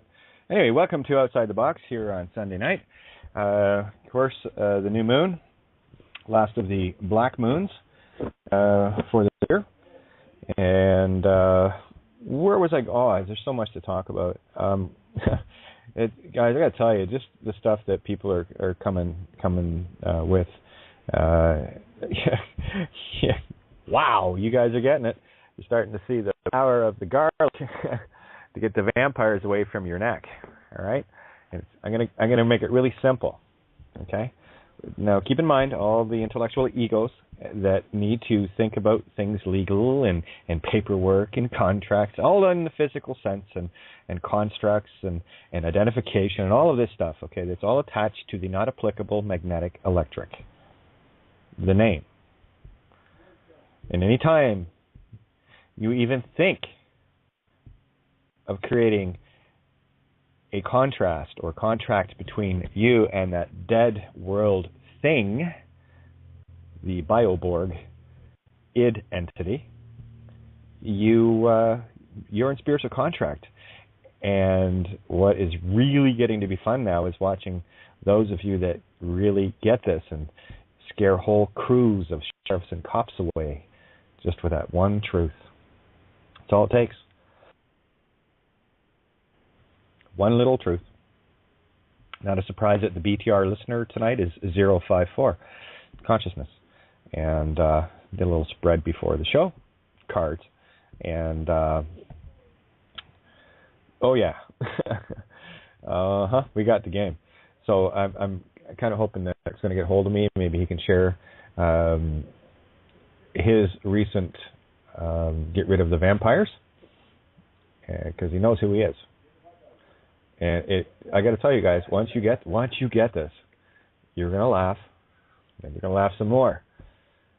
Because here's the overall view of the game. And I got to say, I'm going to go back to Facebook because Tracy had a very interesting post, and I want to actually go into it and make her and everybody else right, because it's so easy. And once you get out of the polarized position of needing right or wrong, that's when you find truth, and it's like, yeah, okay, that works for me. So I want to address that tonight too. But guys, you have no idea my gratitude of just watching, things in motion. And it's one of the reasons why, even legal posts that were in one of the other rooms that I was involved in. Again, no need to mention what it was. It's no biggie. But, I just cannot stomach anyone propagating the literal, fictional, legal illusion, continually keeping people embroiled. As far as I'm concerned, you're a shill and you're COINTELPRO, or you're an absolute moron. Take your pick. You got a choice. That's the catch-22. Damned if you do and damned if you don't. That's the problem with being, ego-centric, needing to be right and prove your intellectual prowess of bullshit, to look really fancy in front of all the other egos that go ooh and ah, and they're not going to go anywhere. They will. They'll keep going in a circle. You have a look in the Milky Way and you'll see that. This is where their stars won't change, where yours won't. You spit the dragon tail out, the serpent tail. Yeah, it really is. It is so simple, and this is the hard thing to get across. Sorry guys, this just gets so fractal so quickly. To keep it really simple though, if you can look at, imagine two bodies in front of you. One of them is one of the Bioborg, just a walking, talking program, initiated, soulless and spiritless, driven only by the ego, which is all about survival, greed, lust, all of the 7 deadly sins, if you will. They have no sense of compassion. They have no sense of mercy. They are all about power. They're all about control. And they stop at nothing, like the Terminator, to get what they want. And I know that you all have many of these. I would hazard to say that we're probably running about 50-50 at this point. And the trick that is being used against those of us that create, with our DNA having been messed with, if we can be dumbed down enough, with enough of our knowledge and DNA shut off, then we can be convinced that we are also Bioborg or just physical entities. And then there are those of us at this table that gather around, awakened, and see the duping that has been going on, the trickery, the play in the words and all the rest of it. Cosmic joke, remember, but let's just keep it where it's a lot easier for the left brain rational mind to accept. The only way the Bioborg aspect can create anything, remember, it's just a computer, right? If there's nothing or no one there to program the computer to give it the information it needs, then it remains dead mentally, right? Imagine trying to get online with a 286 computer from the 1980s, and how much fun that would be. So if you envision the Bioborg in the same way, without our creating, our ability to think and create from the spirit, from the source, they have nothing to copy. And that's what the copyright is. It's all about copying the creative, able mind, the right mind, the divine feminine. And that, for me, was the divide and conquer. I'm explaining this clearly enough. It is so simple, and so at the same time so unbelievable. It just becomes something that I know. And it's the only thing that makes sense and feels right. So if those that are just walking, talking computers requiring input, the only way they can get us continually creating for them is to keep us duped down and, of course, bound under universal law to allow a vampire to come and suck your blood. And everything that I just talked about is connected to one thing and one thing only: the not applicable magnetic electric. The name, what you're doing with the name is that's your gamete intrafallopian transfer that you are giving to the computers that are Bioborg computers that are completely and solely dependent upon you, the creators. Remember, these entities are all about stealing, remember? That's all they can do. They can't create, so they steal, because that's what they do. They're computer programs. They're corrupted computer programs. They're nothing more than walking, talking, biological computers. The reptilian brainstem. I mean, I'll give you a prime example. I think it was back in the 70s. I remember seeing something. It was a show called Nova, like a public broadcasting thing.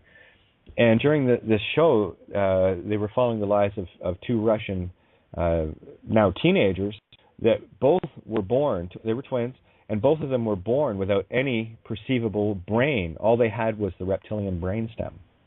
Yet they were perfectly normal in every way, functioning. And this is what really clicked it for me, because that just, in a scientific sense, absolutely proves everything I just said. See if it was actually, I wonder, and sure enough, there it is. So there you go, guys. The cosmos are at your effect. Cos, modus operandi of the divine feminine. Cosmos. Isn't that funny? Okay, here we go. Is this the one? Great post, by the way, Christy. And I want to share this because this is important, because what people need to realize when you're teaching this to children, phonics and the trickery within it, they can't be programmed. So thank you, Christy, so much for this. This is really so cool. Here's a smile moment I want to share with those who don't understand, and I know you guys do. I had fun this week introducing the 11-year-olds I work with in community school to Phoenician. We are reading Walden, and Thoreau was kind enough to open that door for us in class. The gears in the children's heads were turning in magical ways. It was so much fun to watch.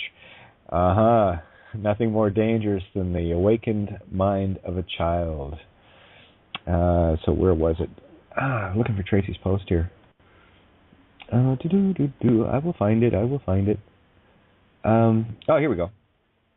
So I want to touch on this a little bit because really the biggest dispelling that I want to create is the illusion of what would be deemed masculine, because even the word masculine is feminine. Everything is feminine, right? And this is an upside down, topsy-turvy little world, right? And that, again, I'm talking about energies as we, convey these energies in our physical forms, right? And of course, when our eyes are deaf and we're looking at things literally, well, there's a boy and that's a girl, and see, that keeps you divided and conquered, because it's a whole lot deeper than that. And well, we know that. So here's what Tracy shared. I'm just going to clear my throat here. Anyway, here we go. Hello, my brothers and sisters. I've had some thoughts and questions going through my head that just don't seem to want to go away. So I thought I would put them out here on our Emerald table to get some feedback. Frankly, I don't know where else I can put them. Haha. Well, see, that's the thing about us. We're so unconvey and shun all. We don't shun the truth. Unconventional, right?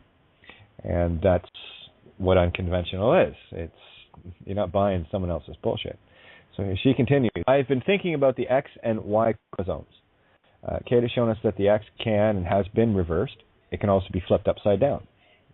The Y, or WHY, can also be reversed, but if it is flipped upside down, wouldn't that be more masculine, as well as stronger and more stable and powerful, erect penis sigil, as it is the Y is very feminine.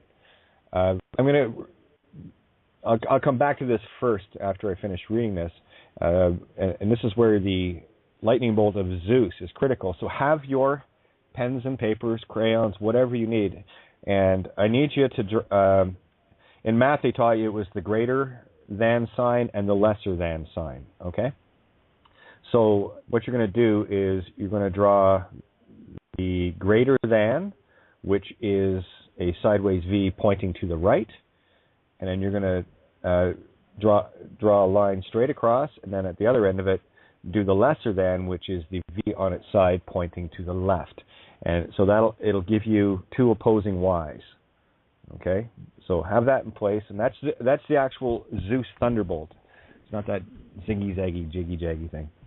Okay, so she carries on. This brought up another idea. The Y chromosome started off as an X, and then it had a piece sliced off. Could this be a representation of Osiris' penis that was never found? Clever girl, Tracy. Why is Osiris spelled with such feminine sigils? Osire is. Well, and that's the Oz Iris. I'll get into the Oz Iris shortly. And Horus, or Hor-Us. Maybe Kate and others might find my thoughts interesting enough to share their point of view. Me, thanks for listening. Absolutely. I mean, these are the things that I love to dispel, because we have been so conditioned into an intellectual, academic perspective on pretty much everything. So I use that same tool to unravel it, right? Because that's what the intellectual left ego is used for. You know, it's either a tool that's going to control you, or it's a tool that you are going to control. And once you gain control over that tool, then you can use it to work with other beings that are still under the influence of the tool, to give them back the ability to see that it's just a tool that is making them into a tool. If they're not using it, it'll use them, right? So it's pretty simple. So getting back to Oz Iris. Well, the iris, of course, there's your iris or Irish, right? The iris in the eye, of course. And, where did I want to go here? Oz. This is not Kansas. This is Oz. And they both exist at the same time. We have the illusion of the physical being really somewhat literal and normal, as we've been so well conditioned throughout our lives to accept it that way. Yet at the very same time, in the singularity, it is completely a magical place. And what we're doing here is we're getting the eyes to see the magic. It takes a little bit to start believing this. I do understand how difficult it is for people to get past the physical meat stick game, because that program is so heavy. But that's the game. And the game is, if you want to get out of it, you get out of it. And if you don't, well, happy merry-go-round time, right? So there we go. Now, back to the greater than, less than signs, which are effectively, if you draw two Ys on their side with both the sticks, the bases pointing at each other, then connect them, that is the Zeus thunderbolt. When you have the open V at the top of the tree of life, the stick, what you have is the as above getting put to the as below, and vice versa. This is where the pyramids come into play, and it becomes the Y upside down with that stick going up. So what's been happening here is the physical has been doing the creating of the spiritual. And I really want to get into this part of it because, for me, this explains the bioborg versus the spiritual, i.e. the true creators, you. And, bioborgs will not get this. It's not in their program. Because, 1, they're soulless. 2, they have no spirit. 3, they have no ability to create. And this is my suspicion of what the Atlanteans did, was they built the bioborg in defiance. That's your Luciferian complex of, I will be like the Most High. Comes out in Isaiah, I believe, talking about the fall of Lucifer, the son of the morning, right? Of death, morning, the death son. Of course, he's the morning star. He's the dead star, right? And for me, it was about the Atlantean corrupted, aberrated spirit was basically bodies were being built without souls. Computers, biological computers. I was looking at some ancient maps. I forget the individual's name that did it, but around all these ancient maps were, pictures of different forms of like aliens and half animal, half man, and kind of stuff. Almost like a scientific breakdown of all of the experiments. I mean, have a look at Montauk, right? And the kind of stuff that was that goes on there and comes out of there.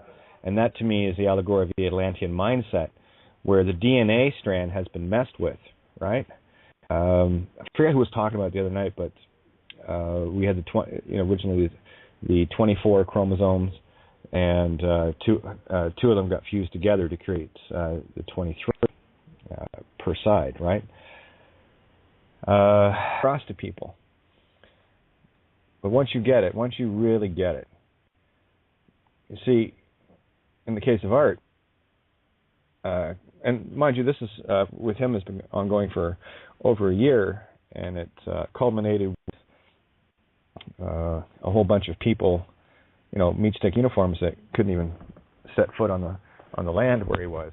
This is the power of your garlic, okay, or the ka-ro. Put the spirit in the mirror, and you have ak. So you might understand what an act ion is, or the ak crucifixion of the goddess mind. By one's act ions, one is known, or none, N-O-N-E. N-O-N-E, you can pronounce it known. And of course, once you go none, now you can spell it N-U-N, which there's your creator-destroyer. Pluto, none, all the same thing to me.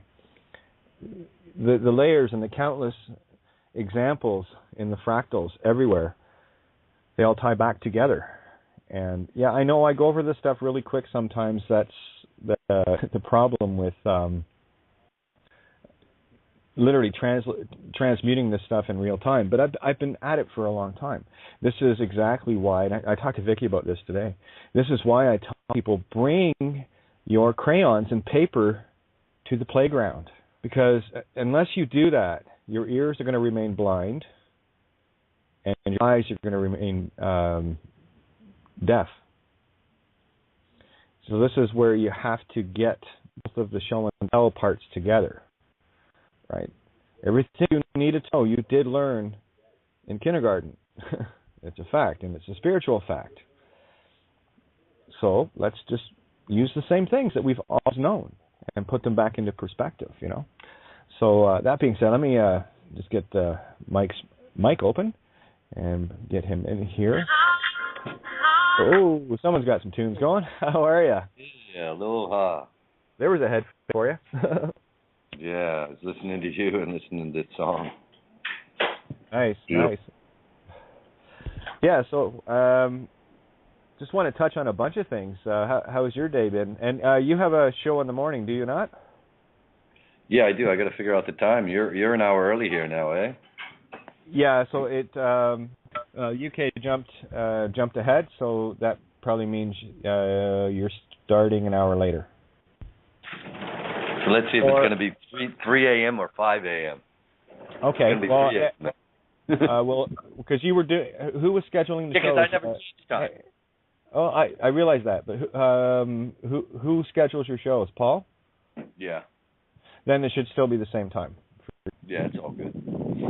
Oh, so my day, watching my son swing through the jungle, went up the valley, we're in the river because it's been raining a lot, so the rivers are flowing. Yeah, playing up in the river, beautiful, just gorgeous day, man, with the sun and the rain, and the ocean, was down playing next to the ocean earlier also. Yeah, lovely. And what? It's 1-1-1 right now. There you go. And just wanted to say thanks to so many of you. Alvita, your posts are I was reading them, man, just now, listening to this song, listening to you, and reading Alvita's posts. I swear. It's awesome. There you go. All right, so let me go down to Tracy's post. I'll read it out in its entirety. And Mike Davino, thank you so much for sharing Tracy's photo again. That's the one of the banker, the uniformed Bioborg on a chain, very short leash. Of course, he's got his treat bucket in front of him filled with paper fictional notes. It's pretty funny. So we're really going to... Oh, by the way, it was during that essay that I was writing yesterday that we had an X flare. And isn't it funny that the night before we had 2 M flares? So 2 M flares and 1 X flare in less than 24 hours. So, yeah, I wanted to check to